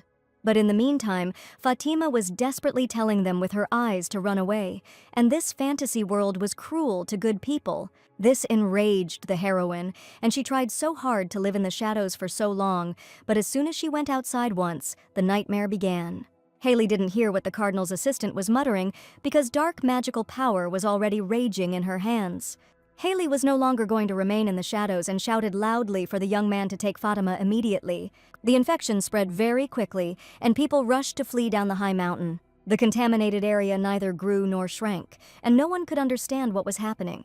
But soon, the villain Haley appeared, controlling dark magic, and no one could believe that this was possible. At that moment, the Cardinal appeared below and shouted for Haley to stop and just talk to him. Eugene shouted the witch was clearly angry with him and asked to talk at least a little. Feeling like a real villain, Haley just burst out laughing when she heard the pleas for a conversation. After all, if the young man really wanted this, he certainly wouldn't have mocked defenseless people. And even more so, he would not turn innocent people into zombies against their will just to make the villain talk. He certainly wouldn't have done that to Haley in the first place if he had good feelings. But Haley knew everything perfectly well and asked the Cardinal to leave these lands immediately. Haley hated the order. She ran away, unable to resist it precisely because of this man. But he still, like all the other hypocrites, testified that she was a villain, wanting to take away her magic. All this time, Haley didn't care who these people were, but if this is the case, everything changes. Even if it was revenge on behalf of the real Haley, she would be quite satisfied with it, and she turned to the Cardinal. The heroine was just a reader who was deeply immersed in Haley's story. She got tired of crying out of pity for her, screaming, "From now on, these lands belong to her." and now she decided to take revenge on behalf of Haley, and in the end, the Order of the Holy Knights freed Fatima and left. For 4 days, while the heroes were returning to Marin Castle with Fatima, she cried constantly. All this time, Fatima was in great pain and fear, and she didn't even expect that Haley would turn out to be a sorceress. Fatima felt like she was in for something terrible when she saw the evil sorcerer and the heir to the duchy. Haley asked the young man to calm her down and suggested that she think everything over and that time was needed to accept the suddenly changed reality. She would like to help Fatima to ease her suffering in some way, sincerely, with anything. 3 days later, Fatima finally came to her senses and really hoped that they would live as members of one family. Haley said that she wanted to help in any way she could, but being one family was too much. But for some reason, Fatima decided to stay and live with them. She suggested moving to another city and starting over, promising to give Fatima some gold coins. But Fatima was afraid that she might be exposed. She had escaped from the Inquisition, and if she was caught again, she would definitely be executed. She was sure that the huge castle needed people to work, and she heard that the witch lady couldn't do anything at all. Haley said that life on the run was just disgusting, and Fatima could become a piece of trash who wouldn't even be able to openly say who he was anywhere. And does she really still want to stay here after this? Fatima admitted that she sincerely wants this. Her house was no longer there, her shop was gone, her hometown was gone, and it was very scary to start all over again in an unfamiliar place. Haley didn't even think about it. Fatima lived alone, but still she was with neighbors in her village. The lady was not very interested in worldly affairs, so she had no idea who Haley was. But she knew only one thing: the girl had saved her life, and she had militantly defended her territory. Haley marked the boundaries because it was a contaminated area, but Fatima called her Lord. It sounded pretty cool, and the heroes' lives changed dramatically, and soon the cries of geese could be heard throughout the yard. Reichart brought a wild duck that had laid eggs, and Fatima held them carefully in her hands. It didn't take Fatima long to settle in with the estate's inhabitants. She cried at night for the first few days, but quickly got back on her feet. And now she became an irreplaceable person in the castle, and every day she carefully served the heroes delicious food. Each time the forest elf tried a new dish, he asked Fatima never to leave and to live with them forever. Haley would also like Fatima to stay put and live here with them all the time. At dinner, Reichart asked the girl if she knew anything about the history of the contaminated zone. The young man assured that it would be good for the girl to know at least some of the basics, and decided to tell about the first chapter of this castle. Opinions about his identity varied. There was a version that he was a scientist obsessed with demonology, but it was also said that he was a warlock. It should be known that this land did not originally belong to any of the 3 kingdoms, but belonged to Marin at the time of the infection. So Reichart said that if the girl is the only Marin living in the contaminated zone, then the high castle and the lake are her territory. That is, it was a large land that belonged to no one, and the lady could well become its owner. This couldn't be. Could it be that the young man simply wants to please her? That's why he says sweet words. Now she could declare that this land belonged to her, and the contaminated zone was of no use to anyone. What happens then if the 3 kingdoms find out that Haley has cleared this place, and armies come from all sides to take it away? That's why Reichart was sure that it wouldn't be that easy for the 3 kingdoms to get here. If you think about it, in the original there were 3 kingdoms at war with each other: the kingdom of Holt, Neva, and Kaznathura. 3 kingdoms of roughly equal military power in the original were constantly watching each other and plotting. And as soon as one tried to stick his nose in, the other 2 would definitely get angry, and to prevent this, the kingdoms made an agreement. Since the contaminated zone is Marin's private property, no one can claim ownership. And this is even certified by the church, and there are definitely no fools who would want to be the first to break the agreement. In fact, the heroine survived only thanks to this land and the cruel rules of the church. Thanks to this wonderful help, she now even received a title and lands that she never even dreamed of. Haley thought about it and realized that she was now a full-fledged marquise who did not have a single peasant on her lands. Haley laughed and told the forest spirit that she had one peasant, and that was Taraja. And Reichart was a full-fledged soldier who fought militantly against zombies and demons.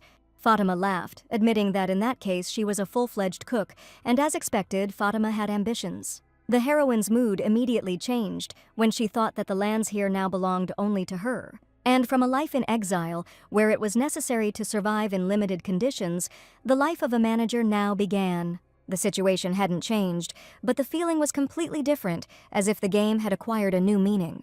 Reichart said that in old aristocratic families, when the previous head dies or retires, the heir gathers the vassals and declares himself head of the family. Although this was an old custom, in old families this ritual was obligatory. Haley loudly declared that she was ready to say something important, and Fatima began to listen attentively to the future lord. Taraja was sure the girl should be ashamed, but Haley was indignant these lands had not fallen from the sky to her. Here, only she bore the full name of Marin, and the lady confidently declared that from that day on she would become the sole heir of the Marquise Marin. Summer had arrived, blanketing the land in the warmth of the early season, and Marin Castle was bustling with life. Fatima commanded the ducks until the Marquise understood why she was doing this, because ducks definitely do not understand human speech. Reichart went to gather protein for the diet, and the forest spirit Taraja worked hard to restore the garden beds.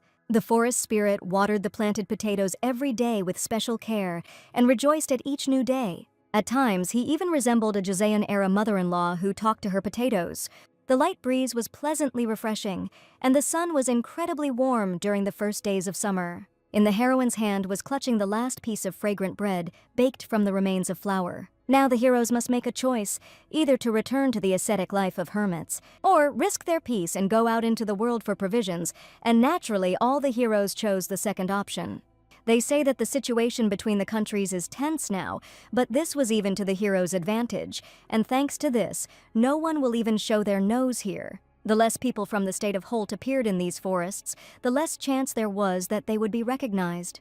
Following the clash in Selbon, the Kingdom of Holt has strengthened its border security in the infected area. According to Reichart, who went on reconnaissance, the story of the witch Haley has already spread throughout the country. Filled with great insight, he led the knights to stop the evil plans, but unfortunately many died in the process. And now people infected with dark magic turned into zombies and walked across the infected land, deprived of peace. That's how it sounded, but in reality it was all set up by the order to cover up the interrogations of the villagers.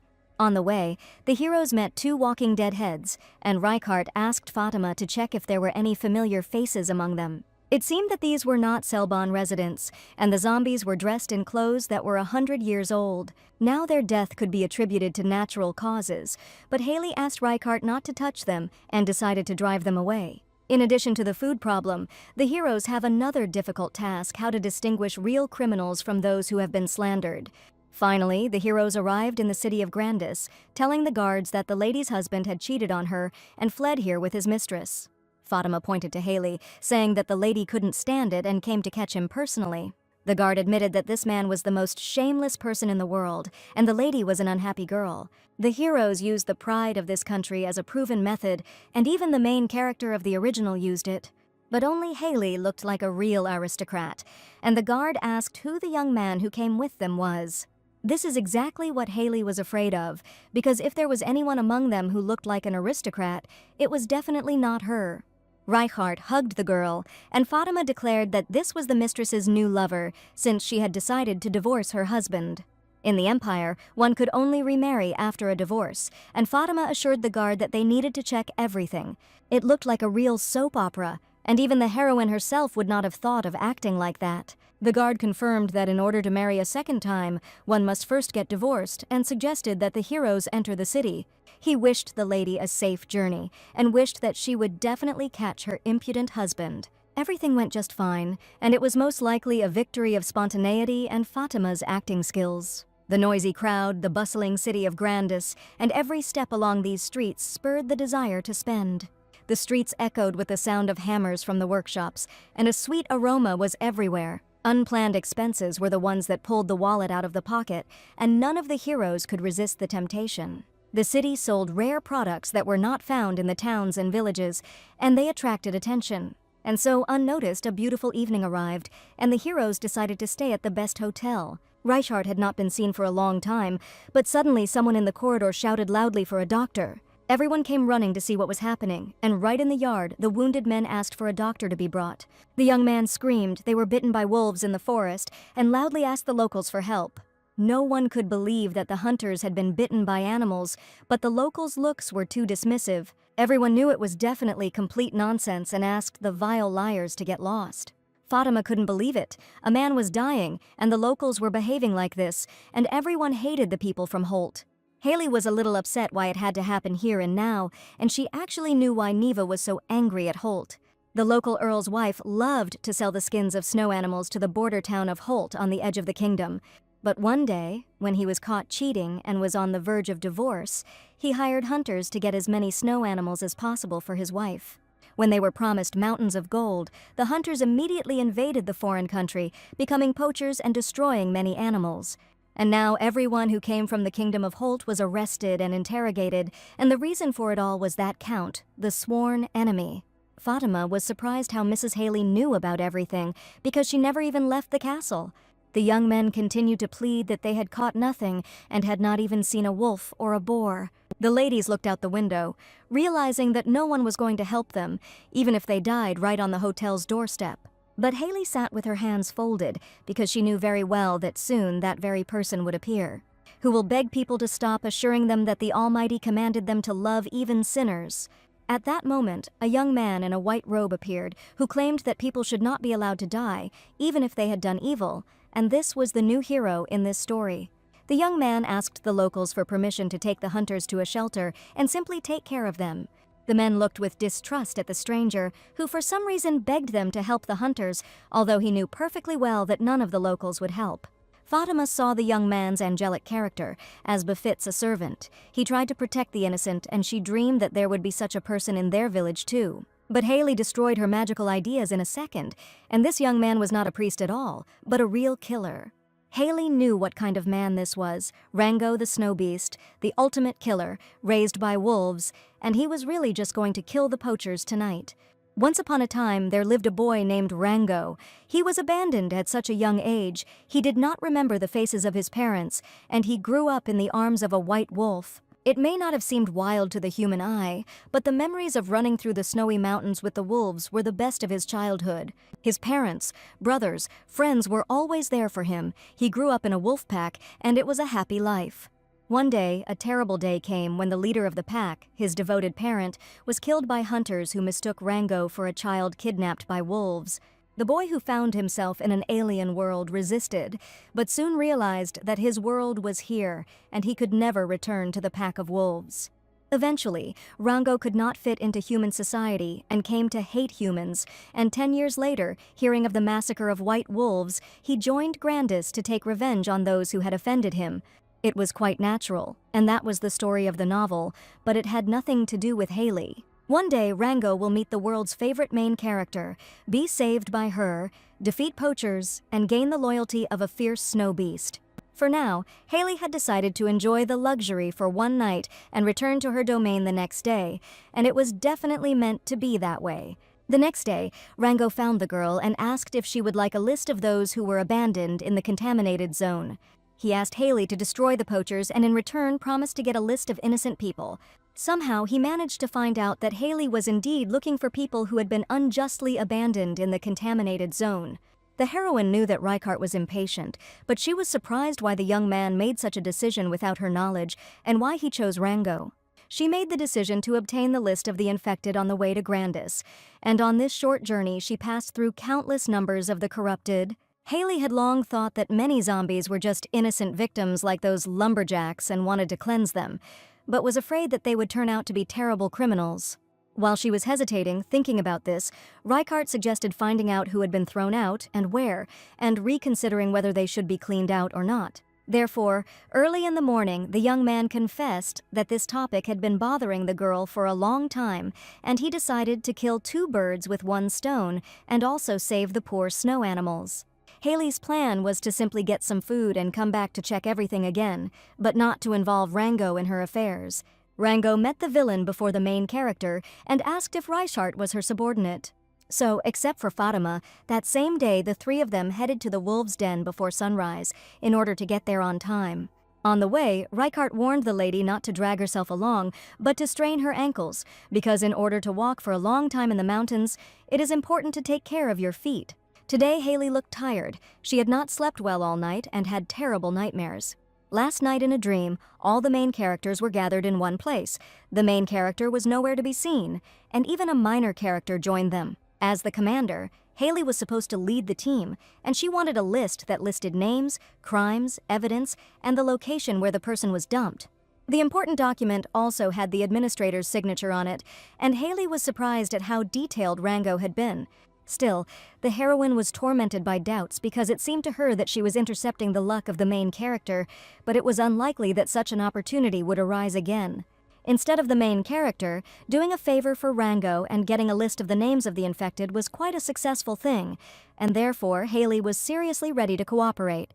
Rango was sure that even if they destroyed all the poachers in the mountains, there was no guarantee that others would not come from Holt, and these people needed to be scared, and the cold-blooded young man wanted to skin the people and send them to their families. His revenge sounded terrible. One day poachers caught his wolf family, skinned the animals, and then sold them for money. Haley thought the idea was just crazy, seeing the murderous look on Rango's face as he asked her not to lecture him.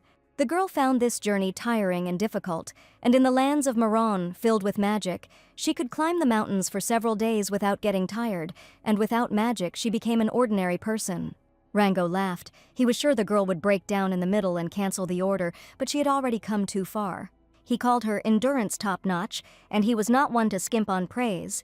Soon they managed to reach the closest place to the border, and beyond the valley there was a path that poachers usually followed. Until Rango met the heroes, he dreamed of simply killing the Count of Holt, because there would certainly be a reward for his head.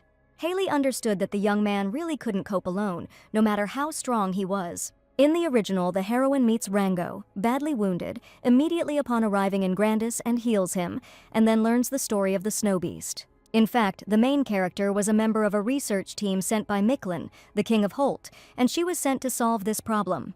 Thanks to the meeting with Rango, the heroine found out the reason for the conflict between the two kingdoms, handed the unfaithful count over to court, and made the snow beast a symbol of reconciliation.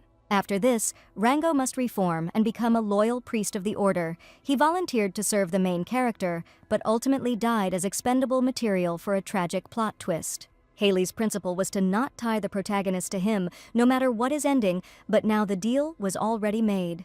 She asked Reichart to catch 2 poachers, not too crippled, not too old, and not too young. And now she definitely had to intervene in the story of the plot, and for the young man the matter was not at all difficult. He asked Rango not to go anywhere and to look after his mistress so that nothing happened to her. Just think, Haley had to be left alone with this dangerous guy who, according to the plot of the novel, is the villain. The young man decided to ask why the girl needed to catch the poachers, since they could not be intimidated, and they knew that they could be idle and get the skin of a snow animal. Rango hid who he was, and at the same time constantly tried to find out the plans of Haley, who was sure that life was more important than money. She asked the young man to simply watch, and in any case, if the mission had failed, he would have already killed them. Rango realized that Haley knew something about him, although he thought she was just a rich aristocratic woman.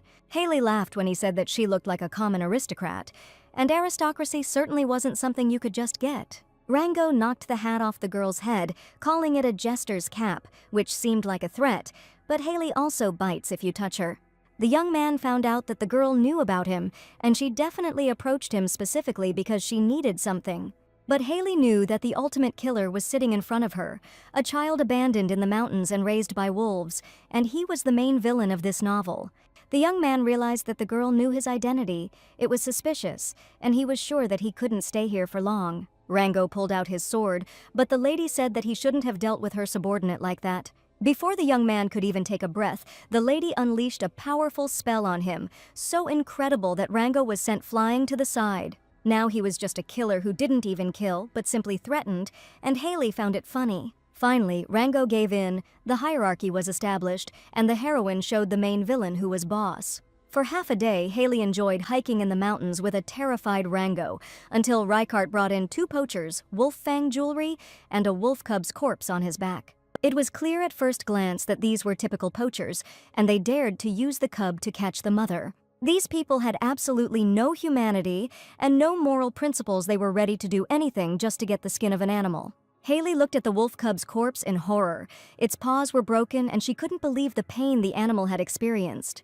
Surely, while the poachers were carrying him, he desperately called for his mother, and the wolves, trying to save the howling cub, did not go far from the poachers. Rango angrily asked how they managed to catch a smart wolf. He knew that adults were difficult to track down. They killed her baby, were going to stuff it, and if it had survived, they would have simply sold it. One of the poachers asked who the young man was subordinate to, and probably someone hired him to catch them. Rango swung his sword, a feral rage flashing in his eyes, calling himself the human cub of the wolf they had once killed. He grabbed one of the poachers, swinging his blade, and wanted to kill him right there, but Reichart stopped him, saying that killing was not the best option. Rango's soul was filled with revenge, and he wanted to spend the rest of his days hunting poachers in the mountains in Odi. He shouted that he would also catch their families, break their legs, drag them along with him, and then everything would be fair. An enraged Rango was ready to create real chaos, but at that moment Haley intervened, confessing that she had a plan. In this story, the leader had to step forward, and the lady said if the poachers wanted to live, there was one way. With a slight wave of her hand, she created a magical purple ball and declared that it was simple: whoever eats it will survive and return home. One of the young men insisted that he had a wife and children, but the baby didn't even remember his face yet. His partner gave him away. It was a gross lie. The young man lived completely alone in a divorce, assuring that his mother was seriously ill. Each of them tried to play on pity, and Haley said that if his mother was ill, he needed to get back to her as soon as possible, and asked Reichart to untie his hands. The next second, the poacher's hands were free. He was happy. They were going to let him go so easily. Haley had a completely different plan. She put her hands on the poacher's head and ordered him to go to Holt. After all, they were the sponsors. The freed poacher ran headlong into the thicket of the forest, and he should have arrived in about 2 days. His partner was scared. The lady had clearly used magic and possibly injected him with a pollutant. Haley smiled, asked if the poacher really knows, and if he knows exactly what happens to those who are infected with it. She dealt with one villain, and his partner was scared, because if he came back, he would go after people. The lady offered the young man the only way out, to run ahead and tell him that his partner had become infected with darkness while hunting snow animals. She offered him payment for the service, ordering him to say that if his men got too close, they would all turn into infected zombies. With a trembling voice, the poacher asked the girl why she had started all this and who she really was. The city's Haley gave her name, Marquise Marin, and the young man ran into the depths of the infected forest to try to save his life. The mission was a complete success, and Haley was proud of her actions.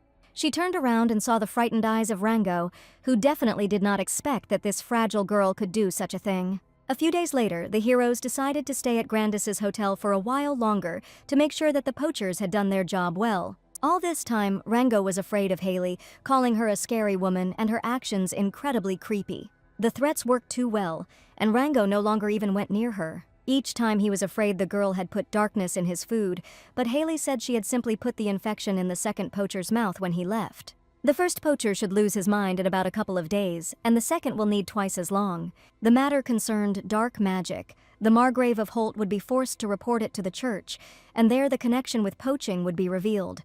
Rango asked if the whole world revolved around Haley's whim, and what would happen if the church sent a bunch of paladins here.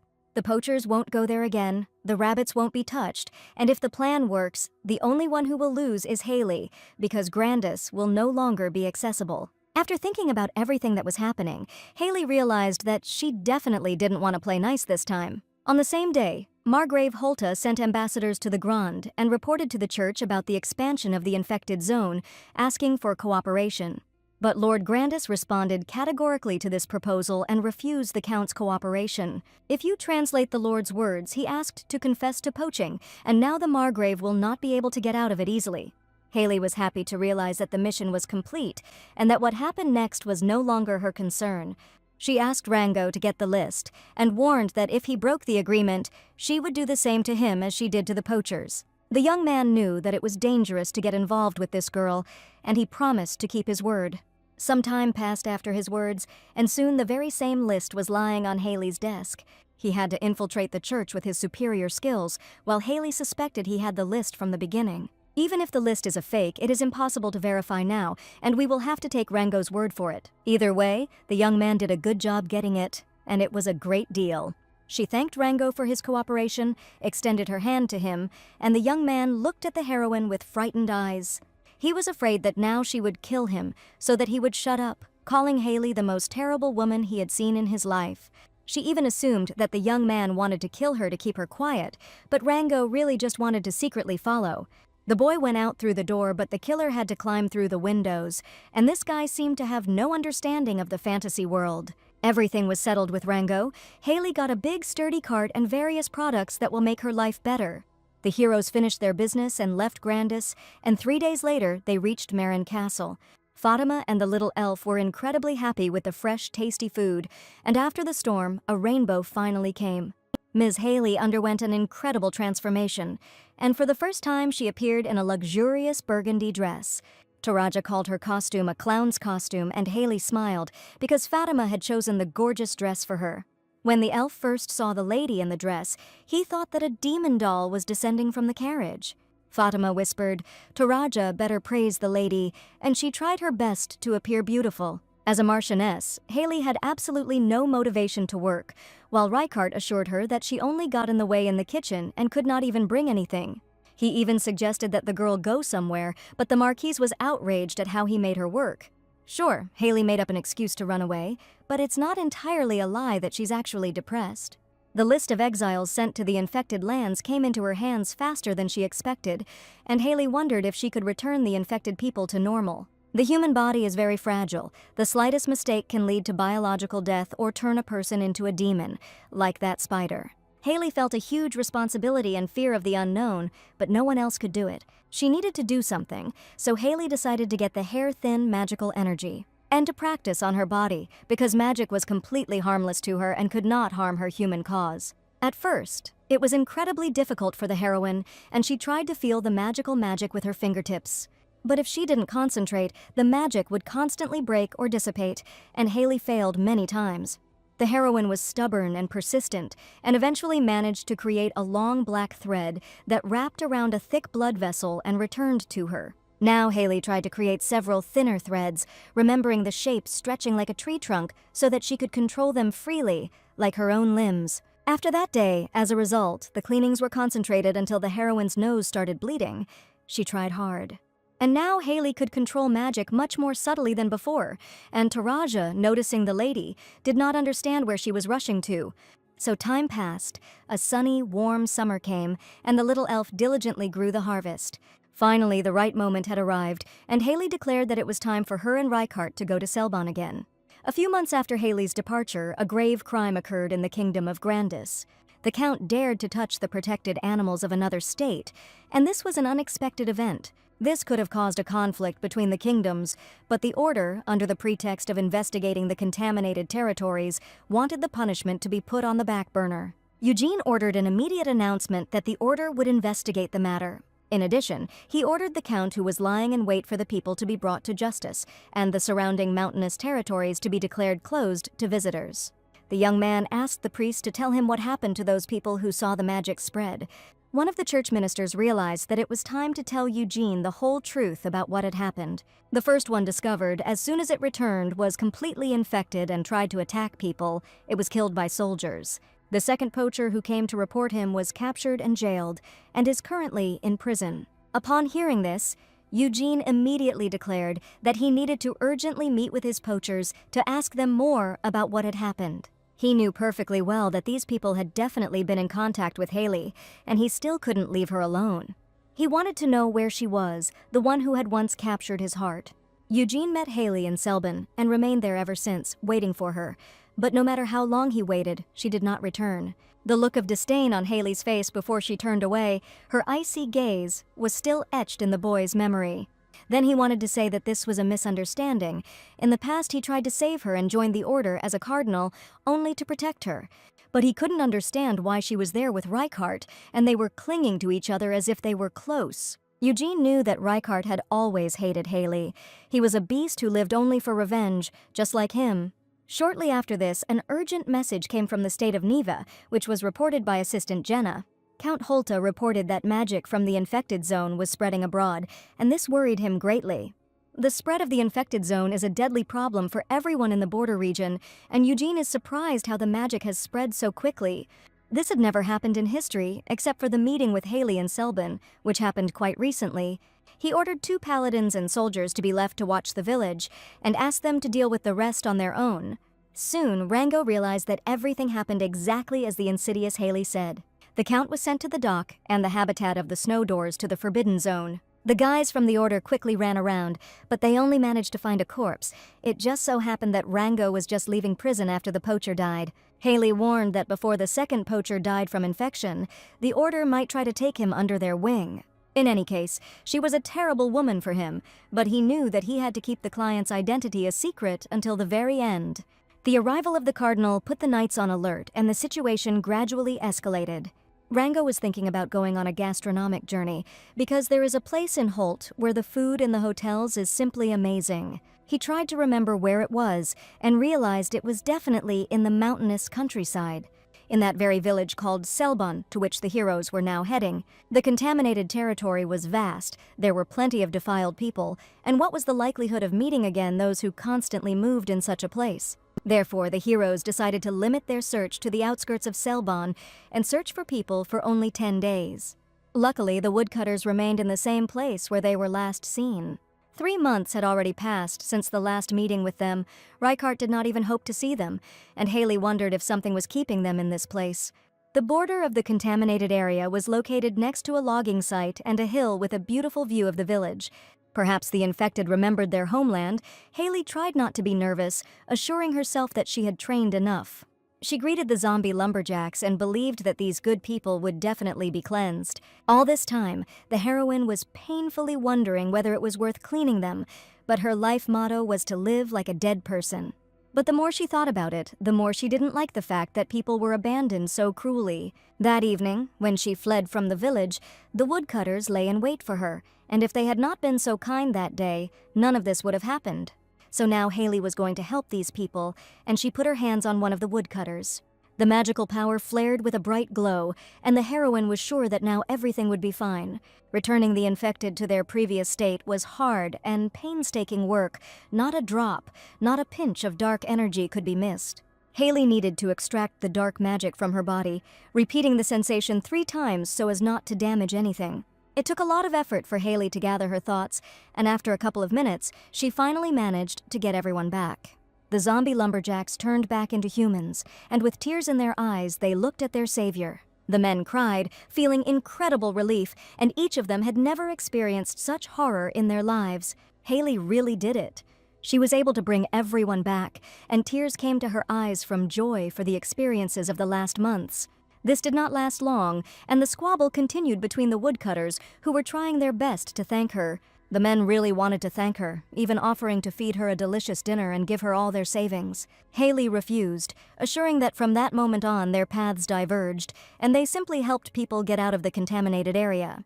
These men turned out to be incredibly kind people. They were ready to give everything to save a life. The heroine did not want to be seen by the villagers. She was going to quickly accompany them and leave before dawn, but they encountered an unexpected situation.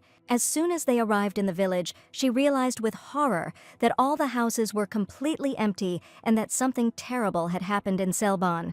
The heroes decided to inspect the houses, which had clearly been recently looked after, but it looked like the locals had simply abandoned them. It is unclear where everyone went in the middle of the night, but the Cardinal was not free enough to lock everyone up. Reichart immediately sensed an ominous atmosphere in the village and decided to find out what was going on, asking Haley to hide nearby. With a large crowd, they could easily attract the attention of the Order, and the heroes needed to leave the village as quickly as possible. But as soon as they reached the entrance to the village, an even stranger event happened. Suddenly, she heard Reichart's loud cry, asking Haley in a frightened voice to run as quickly as possible. She saw blood on the young man's clothes, and he was shouting loudly that it was necessary to urgently go to the contaminated zone. Reichart quickly grabbed her hand, saying that something strange had happened in Selbon and it looked like the Order was involved. One of the knights turned into a monster, and it was because of him that the village was turned into ruins, and the knights and soldiers of the Order fought, sparing no effort. It looks like they locked everyone in the temple because they need to hide the fact that the knight from the church turned into a real monster. The monster killed the knights and absorbed their strength, becoming only stronger, and the Order was completely powerless. There were people in the church. They saw how Reichart cut off his head trying to save people. But this story did not have a happy ending. Despite the severed head, the monster rose again and chased the woodcutters and Haley. The young man could not believe why he cut off the monster's head, but the knight still remained alive. He asked the lumberjacks to run after Haley into the infected zone, and only in this way could the heroes save their lives. But most of all, Reichart was surprised when he saw that the monster in knight's armor was holding its head, which was still in place. It was indeed a magical monster, and the young man realized that a different approach was needed in this situation. His sword burst into flame, dispersing the darkness that had enveloped the monster, and with a dull thud the blade came down, cutting off the monster's head. The dark magic that held him in this world dissipated, and only an ugly head fell to the ground, from which black liquid oozed. He heard Haley's encouraging cries behind him, even though he had ordered her to run as far away as possible. But even the fall of his head did not end the nightmare. The magic of filth that permeated his being did not allow him to rest in peace. His sword rose into the air again, reflecting the last rays of the sun that were breaking through the gathering darkness. Reichart fought back, maneuvering with agility honed by years of training and countless battles. The battle continued, turning into a desperate dance of life and death in which hope hung by a thread, at risk of being swallowed up by eternal darkness. The crash of the fall sounded like a death knell in the silence that followed the fierce battle. Reichart managed to kill the monster imbued with dark magic, and the knight fell to the ground in bloody armor. He stood over his fallen enemy, watching as the last sparks of dark magic died out in the mangled armor. He hit the very heart, which was the key to victory, and the heroes stood silently over the corpse of the monster. There was demonic energy in his heart. It was incredibly abundant for an ordinary person. It was located in the heart of the night, where the divine power that is granted at birth should flow, so the order collects children in whom it manifests and raises them from an early age. The most outstanding and powerful of them become Knights Templar, but from the heart of the night came dark energy. After the desperate victory, Haley asked Reichart if life in the village would become even worse because of what happened. The entire order tried to wipe Selbon off the face of the earth in order to hush up the terrible incident. And Haley knew there was nothing she could do, and innocent people needed her help again. After a terrible incident, the village of Selbon was turned upside down, and people's lives will never be the same again. And this is not surprising. Just recently a trial was held in the city, and now the paladin has turned into a monster and committed a massacre. The locals were freed, and the monster was destroyed, but Haley was sure that people should always be prepared for the worst tragedies. Reichart said that they say that 2 paladins died, and all the other soldiers fled without a trace. He looked at the warlike girl and asked what plan awaited them next. Haley definitely had ideas about what they should do next, but she was afraid of only one thing, so that they would not be disturbed by another person who was already familiar with them and had once helped them. They had to meet this man again, although only a little time had passed since their last meeting. Haley decided to choose Rango as her assistant, and she was sure that they would succeed again. Reichart had to tie up the boy while he was screaming he was being treated too harshly.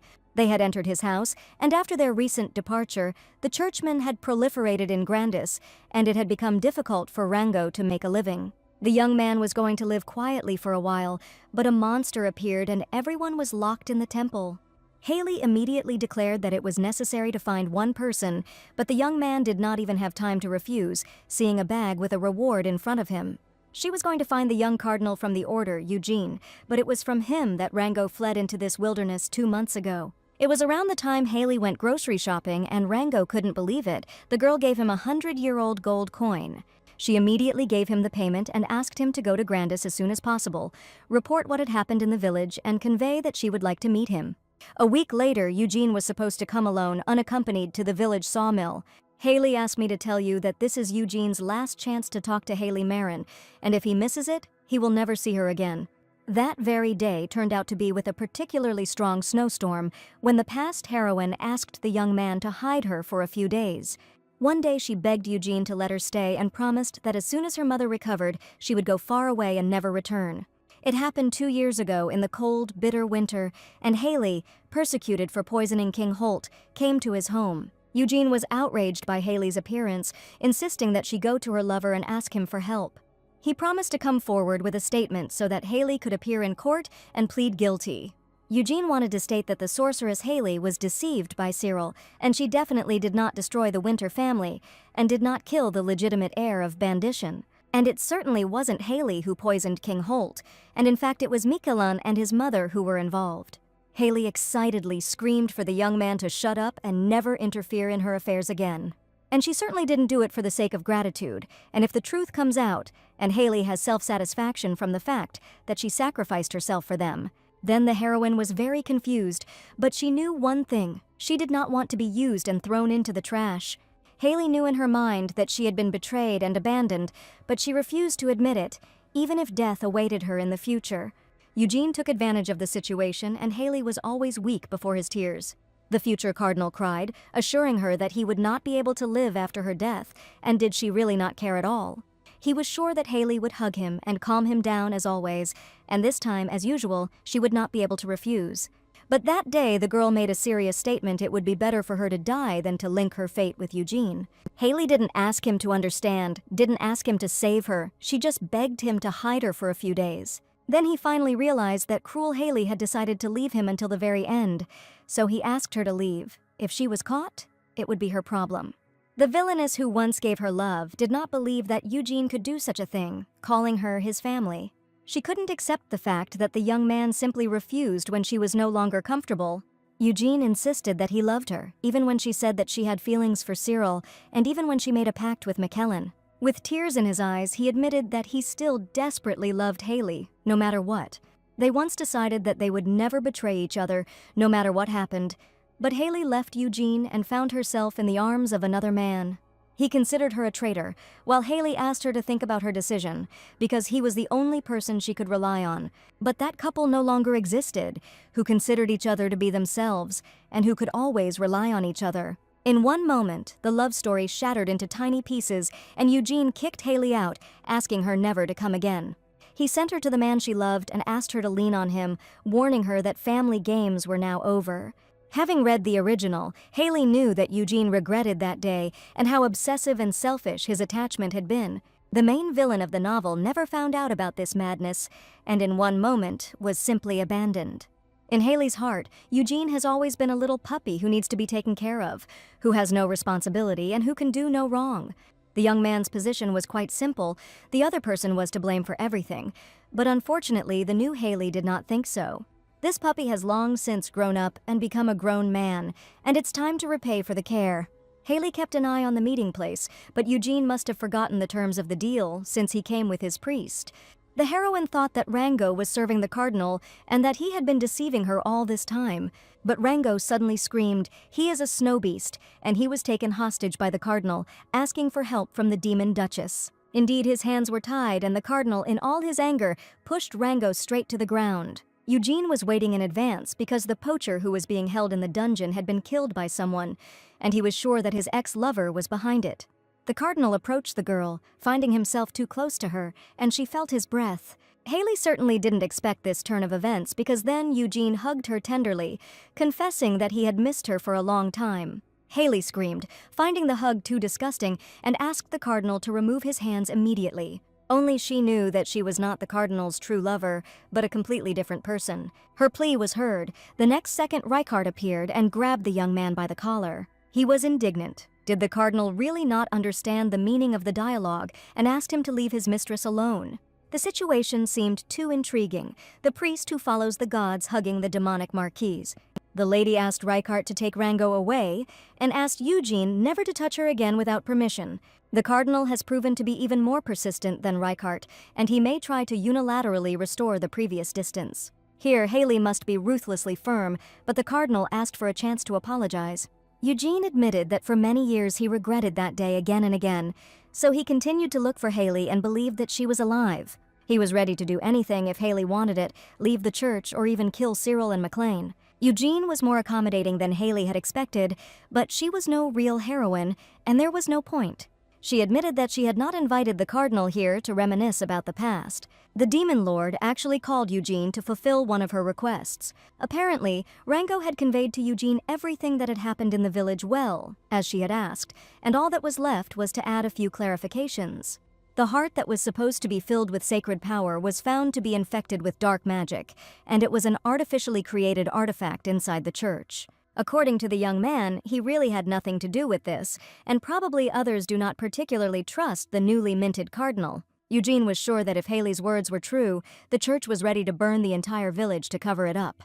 And that was exactly what the Cardinal had to do, to prevent the church from touching the people of Selbon. Haley asked to announce that the Marquise Marin was behind all this and the evil sorceress created a demon this time. The Cardinal was against it. It would tarnish Haley's reputation. She knew if the truth didn't come out, the church wouldn't destroy the village. The young man agreed, and since he came here alone, as they had agreed, he was ready to follow the instructions of his former lover. Haley asked what Eugene was going to talk about, how he used her and then abandoned her, or how he proposed to deprive her of mana and throw her into the contaminated lands. The young man wanted to explain the misunderstanding and asked Haley to give him the opportunity, assuring him that everything was done for her protection. Without mana, people would stop fearing her and stop chasing her, and this was the case when the three kingdoms wanted to execute her. He assured he risked his life, convincing the church and persuading it is better to send it to the infected lands. Eugene was sure that Haley was a strong girl and she would survive even on the most terrible land.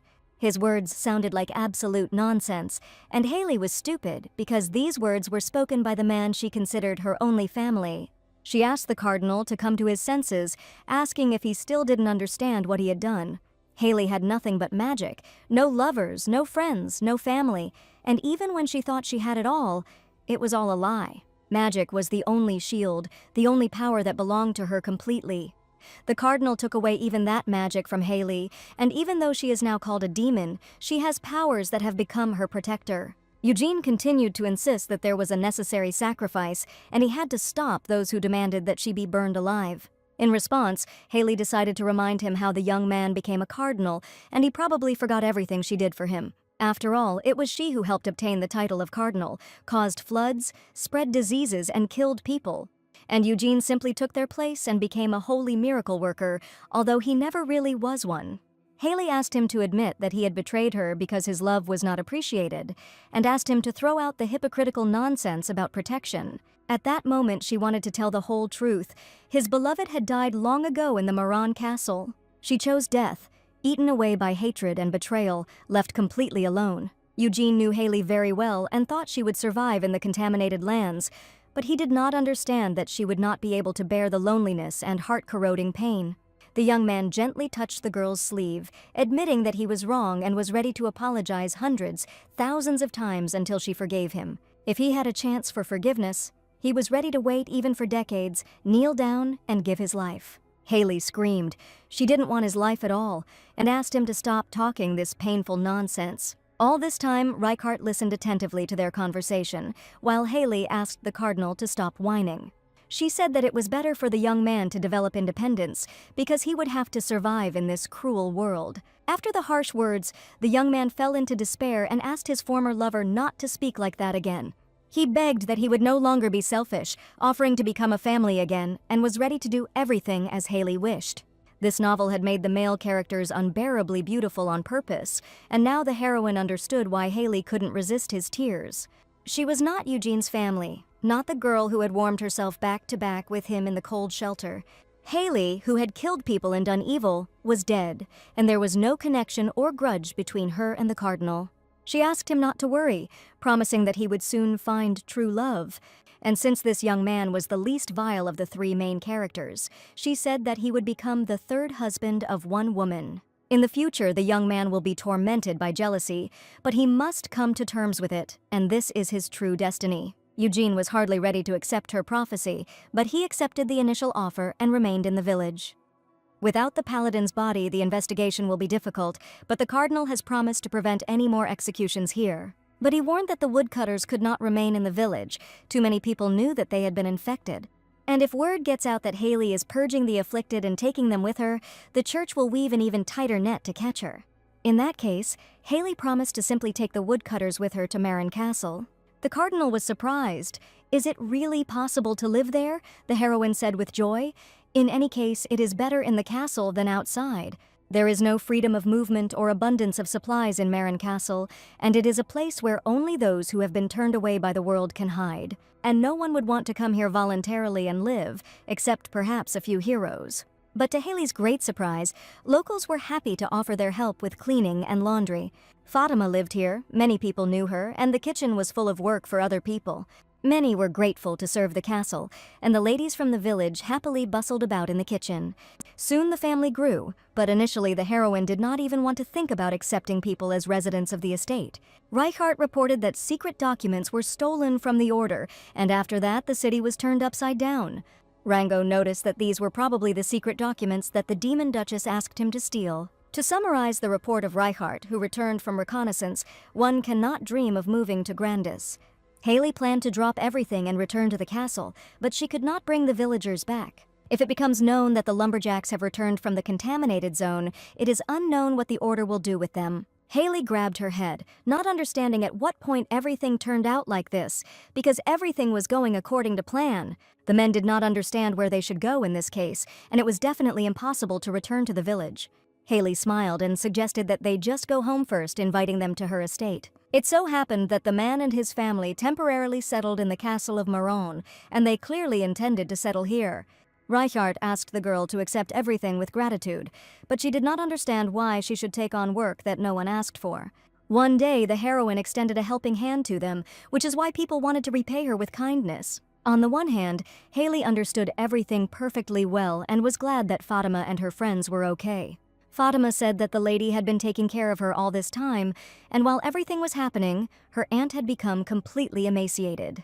The lady saved her husband's life, and the aunt assured them that they could not just sit on her neck. Fatima happily offered to help with preserving the food, and a happy smile shone on her face. Haley understood that people were simply grateful and not doing it for any benefit, but the fact that Reichart was saying the right things somehow irritated her incredibly. Meanwhile, the lonely spirit cleverly manipulated people, assuring them that he understood nothing at all about agriculture. In fact, he just wanted attention, and the people from the village were surprised how he was able to grow juicy strawberries on hard, dry soil. The soil was really not very suitable for a vegetable garden. It had too much sand in it. One girl suggested setting up agricultural land outside the castle walls. Thus, the hands of the suddenly appeared inhabitants of the castle reached all its corners. Freshly planted crops were located on more fertile land, and the castle of Marin was transformed. Haley admitted that people had made some good changes to the castle, but she wasn't sure it was a good place to live with children. In a cozy castle whose only purpose was isolation from the world, she could not guarantee any future. One day, Haley noticed men repairing her bedroom window, which had been shaking all night due to the wind. They were going to repair the walls, then build a house where they would live, not wanting to go anywhere. The woodcutters said it was better to stay here, because if they left, they would have to run away from the sect. The men assured her that it would also be better for the lady to live with her family in the hustle and bustle than to be alone forever. And the window, which had been sealed shut every time from the rain, now opened smoothly and did not make any terrible sounds. Haley still thought that 4 people were enough for the Marin Castle family, but she thanked the new residents every time. The men were only too happy to help the lady and were embarrassed every time by her words of gratitude. There was a constant joyful smile on their faces because now they were all together again. Reichart asked the lady to come downstairs, saying there was a more urgent project instead of building houses. The young man proposed to build a bridge over the cliff that would lead directly to the border of Casnatura. Rango thought for a long time that he shouldn't have gotten involved with the sinister woman, but he only just woke up and already accepted money from her. He was sure that the innocent lumberjacks didn't know what kind of woman Haley was, which was why they, with their sweet eyes, borrowed her gold so easily. But for those who live in the darkness constantly, like the young man, Haley's name needs to be imprinted in the mind and never forgotten. Although rumors and reality did not match up a little, and to be honest, Rango saw this girl from a different side. He insisted that even casual meetings were canceled, assuring her that he should under no circumstances go with her. Rango wondered what other devious trick the lady had in mind, knowing that she would pay handsomely for it. Haley asked to find out about the fake knight that the church created and sent to the village. As far as the young man remembered, the Marquise asked to find out information, but did not tell him to act secretly. But since it came to that, in that case he decided to blow the matter up for his own interest. The woman Haley was worried about was named Asta, and she was a girl with pink hair and a peach face. She warned Rango to avoid her. It was about the princess, and the heroine was going to do all the work for her. Rango didn't know what Haley meant by work, but for some reason the princess bothered her a lot. The lost princess of Casnathura, a sweet girl with huge pink eyes and silky hair. In the kingdom of Casnathura, for a long time, there was only one royal offspring left. The king was supposed to have a son and a daughter. He experienced a tragedy and lost a little girl. The young princess secretly left the palace to watch the festival but never returned.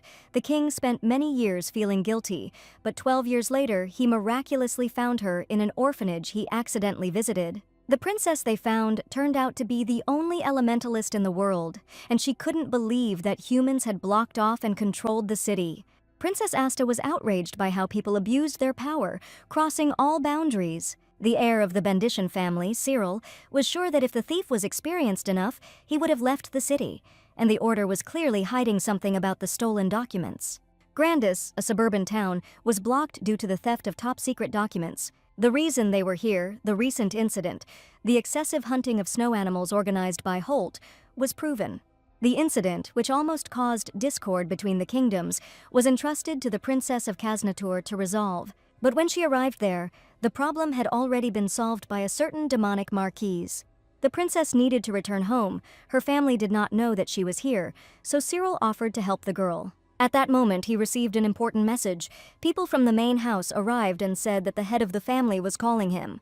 His hand clenched into a fist, because Sirill understood perfectly well that the head of the family could not just call him. He was afraid of completely disgracing himself, and after apologizing to the princess for interrupting the conversation, he left the office. Asta saw the worried face of the young man and warned him that if he ever needed help, he could just say so. Sirill didn't want to involve the princess and simply asked to be with him at that time. Now his long-standing torment about his origin was being resolved, and the young man learned that for him it was a waste of time. With these words, he left the office, and the excited princess remained alone. Asta could understand the pain Sirill was going through, and he probably had a lot of worries about his origins. The stigma of an orphan that seemed to haunt the girl her entire life, the times when she had to endure everything alone, without a warm family. But now everything has changed. The princess has a precious family that she found again, and good friends, thanks to whom she could forget about the difficult times. So the princess decided to no longer lock herself in the cave in her heart and not remember the tragedy, and the world that was cold to her now turned out to be warm and beautiful. At one diner, her assistant booked a wonderful seat and offered to have something tasty to eat. At the next table, loud voices of men could be heard who were discussing something heatedly. It was about the young heir of the Benditian house, who had spent his whole life as a bastard, and in the blink of an eye took the place of the heir. One of the interlocutors, according to him, had the opportunity to see the young gentleman from afar, and not everyone is given the ability to hold on to a terrible woman. The assistant warned the princess not to take words to heart, and they say the young master tried to stop that woman. But the witch sold her soul to the devil. Nothing could be done, and at that moment the princess became interested in this girl, Haley. Her friends said that no one had ever survived leaving the contaminated zone, and if she had lived, the rumors that she was the daughter of the devil were true. In order to get information, Rango was just in this establishment and realized that suspicions arose from tiny rumors. Reichart and the Marquise came to the south of the infected forest to build a new bridge and tried to find a safe area good for carriages to pass through. Haley was worried about risking the threat of enemy invasion, but the young man was sure that the real threat was the food problem. Their family had recently tripled in size, they had small children to feed, and the crops would take a long time to grow. There were other villages nearby. The heroes needed large quantities. If they did not get enough food, things would be bad. South Khaznatura was the best option, and would be the most convenient area for trading if the flooding could be overcome. After listening to all of Reichart's arguments, Haley finally agreed to build the bridge.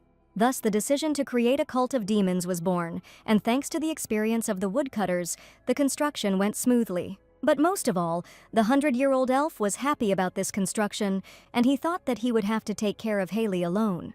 Toraja had a tragic life, becoming infected with a spirit in the contaminated zone and meeting Haley despite her horrible story of being connected to the devil.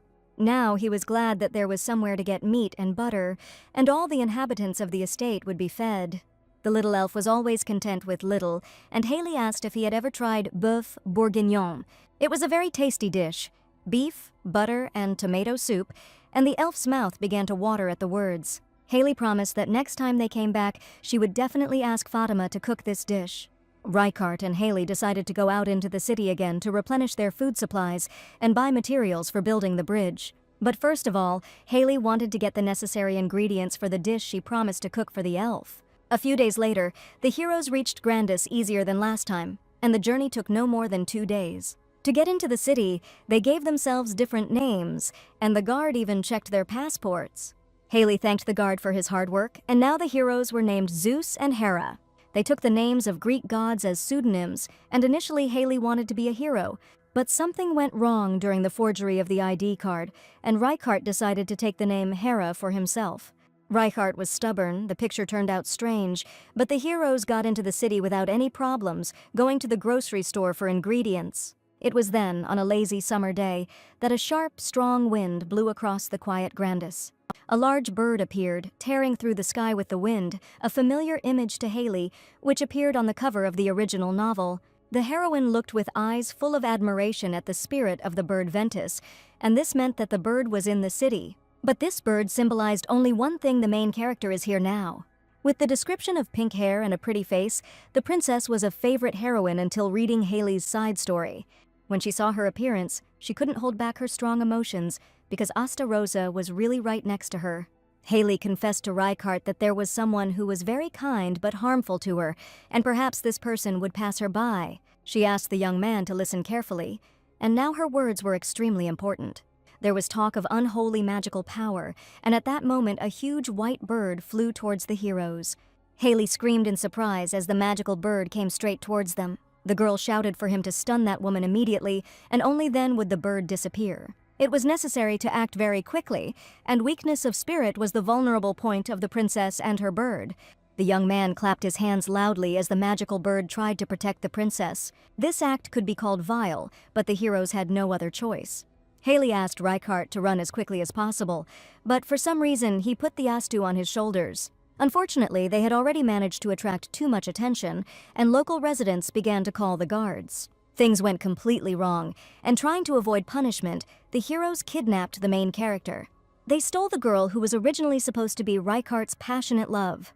Now they were standing in the cemetery. Haley was trying to explain that it wasn't this woman who attacked her, but her spirit bird.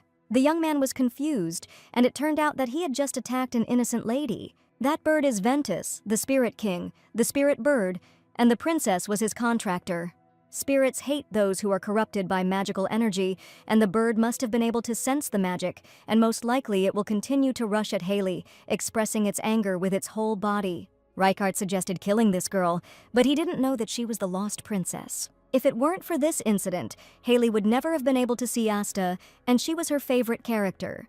Perhaps because she wanted to be loved like a child, the princess was liked much more than the other heroes, and in real life she turned out to be even more beautiful. Haley touched the girl's face with her hand, realizing that it would be better if she inhabited her body. Reichart asked the lady not to behave like an impudent lady, and at that moment the princess woke up. Haley asked the girl to calm down. She didn't mean to hurt her, but if the spirit appeared, you would be noisy again. The princess did not understand why she had been kidnapped, and the Marquise immediately gave her name, and Reichart introduced himself as her henchman. As expected, a beautiful face, even just woke up, and it seemed like the princess was very scared. Since Haley met the princess, she decided to help with the main role, the stupidly fair and sweet main character. According to the original plot, by this time the princess should have already become famous throughout all three kingdoms. The wise princess who stopped the conflict of the snow beasts, the only spirit caster in the world who defeated the demon. With titles like that, she should have become very popular, but because of Haley in the original storyline, she lost that. The most important event that will make the princess a saint will happen very soon, when a demon appears in the Kasnathura forest. Haley warned that if the princess was late, he might show up in full uniform, and the princess definitely didn't belong there, because her goal was to save the world. While Asta would protect the world, the Marquise was going to hide in Marin Castle. She warned that she had kidnapped the princess to report this, and Saint Asta must defeat the demon. The princess didn't understand anything and asked Haley not to leave, because she had just said some nonsense about saving the world. A childish manner of speech, like that of a fairy from a fairy tale, and a look too indifferent for a cruel kidnapper. Asta didn't know who the Marquise Marin was and why she had appeared so unexpectedly in her life. At that moment, a stranger appeared in the abandoned cemetery and asked the princess what she was doing there. He said it was an abandoned cemetery, and girls like her shouldn't go there. The young man said that this was a job for excommunicated priests like him, looking after the graves of those who had no relatives. The heroes had to open the sarcophagus, and the young man wondered who dared to do this without his knowledge. Asta said that in fact she was kidnapped, and when she woke up, she found herself in this cemetery. The young man warned that tomorrow morning it was necessary to go to the right to report a search, but the princess was not harmed, and she assured that everything was completely fine with her. She only asked the young man to take her outside, thanking the priest for his kind help. Looking around, the princess thought, the young man is taking care of an abandoned cemetery which no one pays attention to, and if he became a priest at such a young age, he must have been connected with the order from childhood. She decided to find out how this happened. The young man confessed. He tried to investigate the crime. Because of this, he was deprived of his name and expelled. He couldn't fight alone, so he just prayed here in the cemetery, and this story sounded incredible. Even if the young priest's story was a lie, it was clear that the order's recent actions had caused discontent.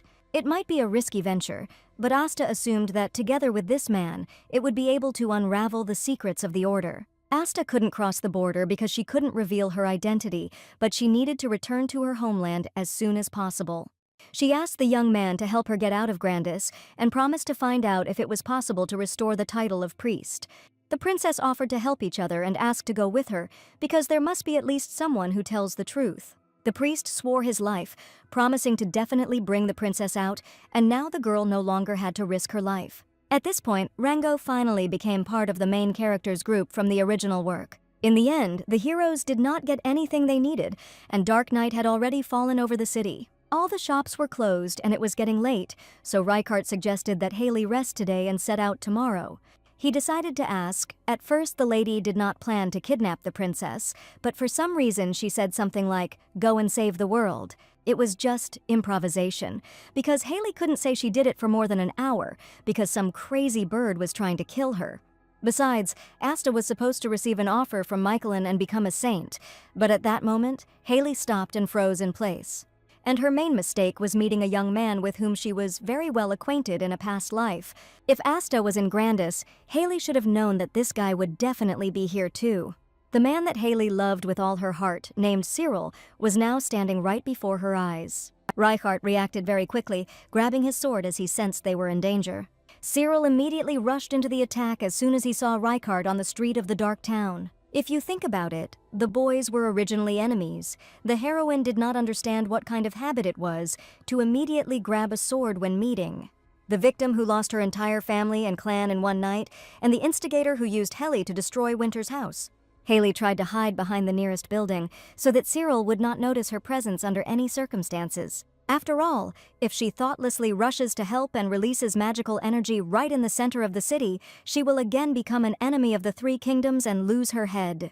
While the boys fought, Haley hid nearby and heard only the loud cries of struggle. Reichart said that it turns out that Dirty Sirill is looking for a new woman in the dark alleys to ride.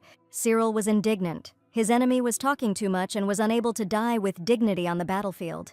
The young man replied that Sirill had no right to talk about honor, and he could not win without the woman he was using. They say that Sirill still hasn't been able to take over the house and destroyed the Reichart family, but still ended up with nothing. The verbal altercation between the enemies continued, and Reichart was sure that when the young man found himself in a deplorable situation, he remembered him. And that same evil witch was standing right around the corner, while Reichart was trying to figure out how he seduced Haley. He continued to insult Sirill, calling his behavior trashy, and asked if the Princess of Kasnathura knew what he was really like. Sirill seemed unable to bear the antics and words of Reichart, his worst enemy, any longer. His assistant shouted at the gentleman not to give in to provocations, while Reichart delved into Sirill's complexes without stopping. Sirill is usually cool and rational. In this situation, he should have given in, following the guard's advice. But Haley had completely forgotten that Reichart had been acting quiet lately, but he was originally a fighting dog. She wanted the young man to show this parasite who was boss here, and she watched their fight from around the corner. There were already too many people gathered on the street, hearing someone waving swords in the alley. One of the local residents recognized the faces of those fighting and realized for sure that he had seen them somewhere. And it was the same man who saw Haley kidnap the princess during the day at the market. The heroes' problems were growing, and Haley understood that now was not the time for a fight, and they needed to run quickly. Reichart promised to sort it out on his own, but Haley assured him that if he stayed here, he would be executed. She screamed that she couldn't cope alone, and who would drive the cart if the young man stayed here? He realized they needed to escape the city as soon as possible, and asked Haley to trust him. The young man grabbed her tightly with his hand, while the lady held onto his shoulder and began to run with her. The residents began to call the guards, the kidnappers ran away, and Sirill did not understand why Reichart ran away so abruptly. After the winter house was destroyed, Reichart was the only survivor of the entire family. It was said that his last move was to try to find Haley for revenge, after which he disappeared. But Sirill did not understand who that girl was, and everyone who was close to Reichart had to die. After narrowly escaping the soldiers at Grandis, the heroes sneaked across the mountains last night and made their way to Holt. They found themselves in the domain of a treacherous count who sent poachers, and now they couldn't even enter the city. Haley was indignant that if a young man suddenly encountered an enemy in an alley, he couldn't immediately rush into a deadly grip. Reichart understood perfectly well that he still wouldn't be able to kill Sirill, but he screamed furiously that he was ready to finish him off.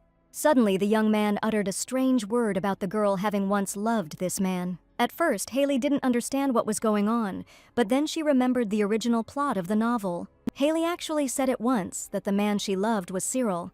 The past heroine loved this young man, but the present Haley found it strange. Out of kindness, she would have chosen Eugene, and in terms of her status as crown prince, Holt, and these heroes were much more worthy. But for some reason, Haley chose Sirill, with his sarcastic character, painful perfectionism, trauma, and deep complexes. She was Haley, but at the same time she wasn't her, so the heroine didn't fully understand her tastes. So now she could only say one thing: the story with Sirill was over forever. Haley admitted that things were completely different now, and she no longer had feelings for that man. She denied her love for this man, and declared that her ideal was the 1,000-year-old Belle.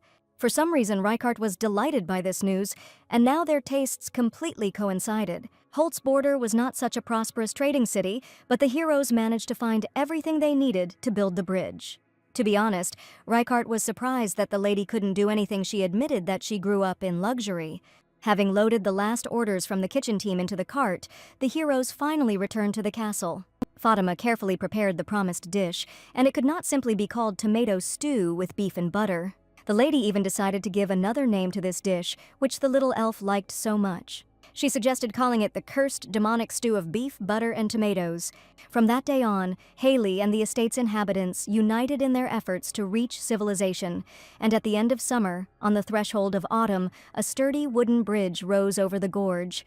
Haley called it the Demon Bridge, and Taraja didn't really like the name. The lady was sure that even though they could not continue the Marquise's work, they should still show respect. All the residents of the estate were incredibly happy, and on the day the construction of the demonic bridge was completed, everyone was in a festive mood. The Marquise thought these people were truly amazing, and she thought it would take at least a year, but the bridge was built very quickly. Reichart asked the girl to pay attention to his skills and swung his axe right next to her. At first, she didn't understand what she should be looking at, but in the young man's courageous hands, the axe gained new strength. With one deft movement, he split a huge tree, and it looked like madness.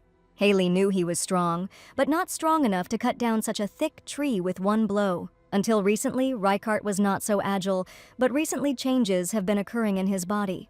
He became infected with bad magic, then purified himself, became infected again, and each time his body became stronger.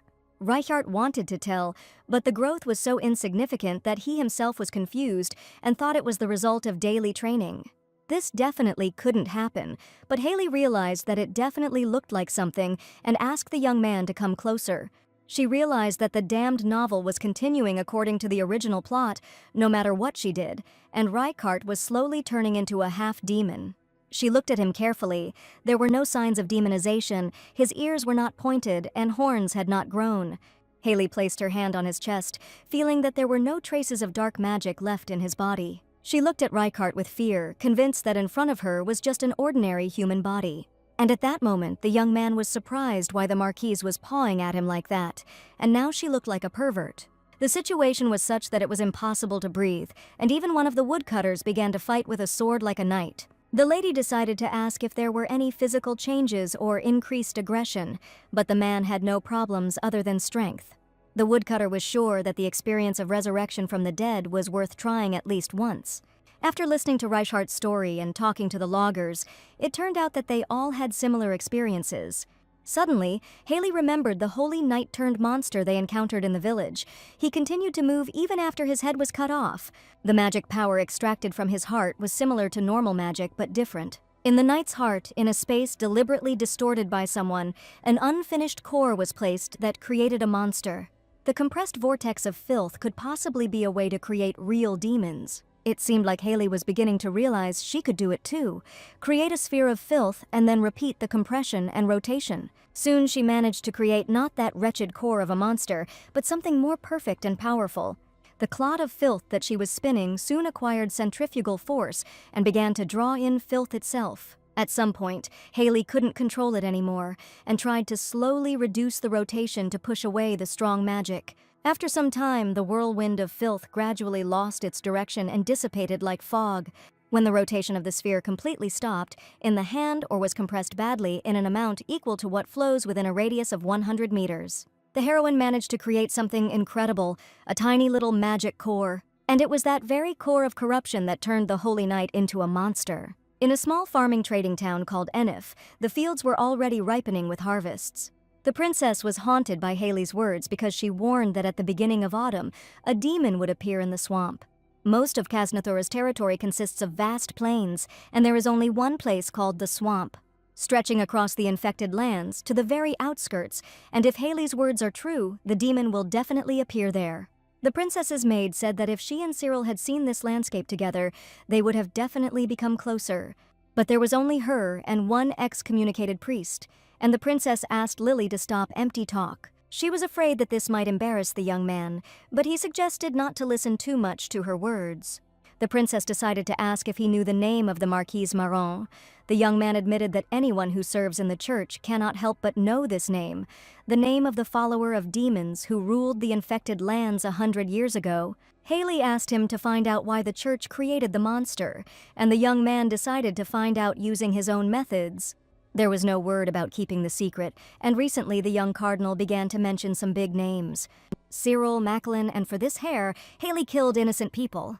Rango decided to use the princess because she is close to Sirill. In order to use the information effectively, you need to get to the source. But now, as luck would have it, at this very moment they both ended up here by the will of the Marquise. Now, if the demon appears as per her prophecy, the princess will indeed defeat him. Rango understood that he would have to stick tightly to the demon Marquise, and it would be safest next to that woman. Once Haley had created the core of the taint, she revealed some surprising news to Taraja. The elf was indignant. Why did the lady call him to tell nonsense when he had a lot of work in the field? Now that Haley had leveled up, she thought the elf would be able to see his fellow tribesmen again, so she called him. Several months ago they explored the territory, and the elf was sure that almost all of his tribesmen lived in one place. He was once just a child born during the time of the infection, so he believed that somewhere there were Dryads older than him who survived. Haley was confident that once she had enough power to create a core, she could try to find them again. But Taraja had been searching for a long time and had lost all faith, because if it weren't for Lady Haley, he would still be in that whirlpool in the river. According to the mechanism that the heroine understood when creating the core, the filth, under the influence of the environment, rotates and contracts, repeating the cycle. In the original, there was no explanation as to why the demons appeared, and there was only a story about them appearing one day in the infected lands. The heroine suggested that this meant that demons could arise naturally. The little elf was scared. Maybe he was also a demon, but the heroine calmed him down. He definitely does not belong to the demon. Taraja wanted to know who he really was, and begged the lady to tell him by answering an important question. It seems the little elf really was much stronger than Haley had assumed. She confessed that in her opinion he was a Dryad who once almost became a real demon. The core of corruption that raged in that whirlpool was very slowly turning the elf into a demon. But perhaps this is what saved his life, and the heroine found the elf in time and stopped the transformation. The elf said that this couldn't be. He believed that in this damned castle at least he would be the only normal one. Haley said that Taraja turned into a half-dryad, half-demon, that is, half-dryad and half-demon. The heroine showed her friend a small core of filth, from which an ominous aura emanated. Taraja was right. This was the core of the filth, and with its help, she could make him a full-fledged half-dryad, half-demon. The little elf screamed for the girl to immediately remove this dangerous thing from his face. The tiny cannonball flew straight into the pot where Haley's rosemary beauty was growing. The rosemary she had recently found in the cleared garden and dug up with her own hands was now infused with dark magic. The core instantly disappeared, dissolving into the pot, and the plant seemed to absorb its power.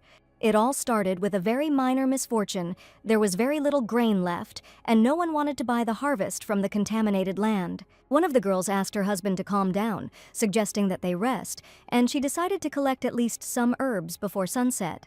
A peasant couple living near the contaminated lands simply wanted to live a little better, but they understood that by selling their harvest, they would never get beyond the contaminated zone. That evening, the wife gritted her teeth in determination, looking for a way to distance herself at least a little from the cursed zone. She believed that if she worked a little, saved a little, she and her husband would finally get out of here. Every day she went deeper and deeper for medicinal herbs, and one day she fell into a gorge where something frightening was waiting for her. The lady sat in horror on the cold, wet ground as the dark magic around her was saying goodbye. The peasant woman injured her leg when she fell and was no longer able to get back up. The next day, a man appeared on the threshold of Enif's castle, asking to save his wife. The knight tried to find out what happened and where the man got such terrible injuries. He said that a demon had swallowed his wife's body and asked people to help him somehow. The farmer's cries as he fell to the ground soon filled the street, and it became known to everyone that his wife had become possessed. Sympathizing with their neighbor, but fearing that evil spirits might come, everyone just clicked their tongues from afar. And there was only one person who helped Mr. Dre, and that was Princess Asta. It was the first time he saw this girl who told him that she was the real princess of Casnathura. Asta decided to go to the order and ask the Cardinal for help, assuring him that he would be able to expel the demon from his wife's body. The man did not know how to thank the princess, and sitting on his knees in front of her, he shed bitter tears. Asta went to the church to ask for help from the Cardinal as well as from the Order of Knights. She immediately turned to Cardinal Mephius so that the Knights of the Order could fight the demon that had appeared. The princess said that it was not just a matter of fighting. She wanted to pacify the man who had become a demon without taking his life. And if there are knights called the Shield, her spirit will unite with them, and then it will be possible to do so. The Cardinal said that recently a demon was running amok in the outskirts, and the princess asks to take him alive when they do not know his capabilities. The princess insisted that while they sat idly by, people could die, and she didn't want anyone to get hurt. The Cardinal insisted that if the princess were to suffer while doing something reckless, things would be difficult for them in the future too. The Cardinal admitted that sometimes sacrifices had to be made, and until the matter was completed, the princess had to remain in the church. Asta did not expect such impudence, and could not simply watch as the subjects of her kingdom suffered. The princess stated that if the order was not ready to help her, she would fight the demon alone, and that was her wish. The Cardinal only promised to convey to the Lord about the emergency situation, and warned that the princess was free to do as she wished. Soon, huge black crows appeared over the city, which foreshadowed the appearance of dark forces. The Knights of the Order asked the inhabitants to immediately leave the village and go to Enif Castle, asking for protection. Fear enveloped the inhabitants, and the knight managed to see a zombie peasant woman with red eyes, the same wife, approaching them. The Lord's castle received news that the number of residents who had fled from the flood had already exceeded 100. The Lord wondered what had happened to the soldiers who had been sent on reconnaissance. They say they all died, including those who followed them as reinforcements. The Lord could not believe it, because if demons had risen, those with divine power must intervene. It was said that Princess Asta was going to provide support and asked for the gates to be opened. The locals asked the princess to protect them from the evil demon, and they believed that Asta would return safe and sound. She asked the magical spirit Ventus to appear and calm the people, and the bird heard its mistress. Flapping his huge white wings, the magical spirit soared into the sky, right up to the clouds. The bird told people that it had arrived and that they should no longer be afraid, because the destruction of demons was its joy. The locals praised the Spirit King, the treasure of Casnathura, and at that moment the name of the princess was engraved in the hearts of the citizens. In the corner of the square, filled with jubilation, there were people whose atmosphere separated them from the general appearance, and they were heroes. Haley and Reichart were standing around the corner, and the heroine immediately suggested running away from here. But it was they who chose to eat meat rather than worldly affairs, and they were the ones who agreed with it. The reasons for their arguments can be summed up in several scenes, and when the woodcutter asked to check the bridge, Haley decided to go shopping. When the heroes entered the city, Haley was outraged. The doors were locked again, and this happens every time she wants to buy food. Even when Haley knew the demon was coming, she saw the princess going to defeat him. In the end, the heroes simply forgot about the original's timeline and went shopping, but Haley couldn't reveal her identity. Reichart suggested going alone, but the heroine knew that this could not be done, and the events of the protagonist winning the title of saint would evaporate. The young man asked if she really believed the princess more than him, but there is a law in the world: the main character must win. Haley understood that this might be a somewhat unfamiliar concept for Reichart, so he wanted to do it himself. At that moment, she heard a familiar voice that saw her face, and it was the snow beast, Rango. Rango, as expected, was obedient and did the job. He disguised himself as a priest and was with the princess, finding out information. After this suppression, Asta will become a saint, and if the young man becomes her supporter, then joining the order is not that far away. Haley was just sad that her relationship with Rango was broken because of this, and in the end he has to help the main character. The heroine was satisfied with the fact that she was getting closer to the original in some ways, and the Marquise's subordinate wanted to take part in suppressing the demons.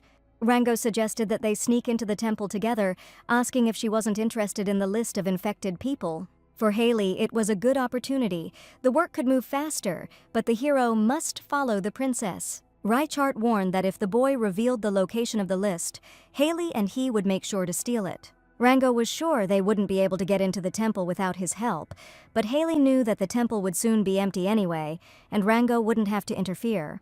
In the temple, the priests discussed what to do, and the princess went alone to defeat the demon. The Cardinal was sure that the princess would soon pay the price of her life because of her arrogance, and he definitely couldn't accept the fact that a fragile girl had such strength to defeat a demonic entity. At that moment, a message came. Sirill and his knights joined the princess, and the Lord ordered his soldiers to follow her. The Cardinal was mistaken in thinking that Asta was a little girl, and in this situation, the order could be tainted by silence. He ordered all the holy knights to be gathered and prepared for immediate departure to the infected lands.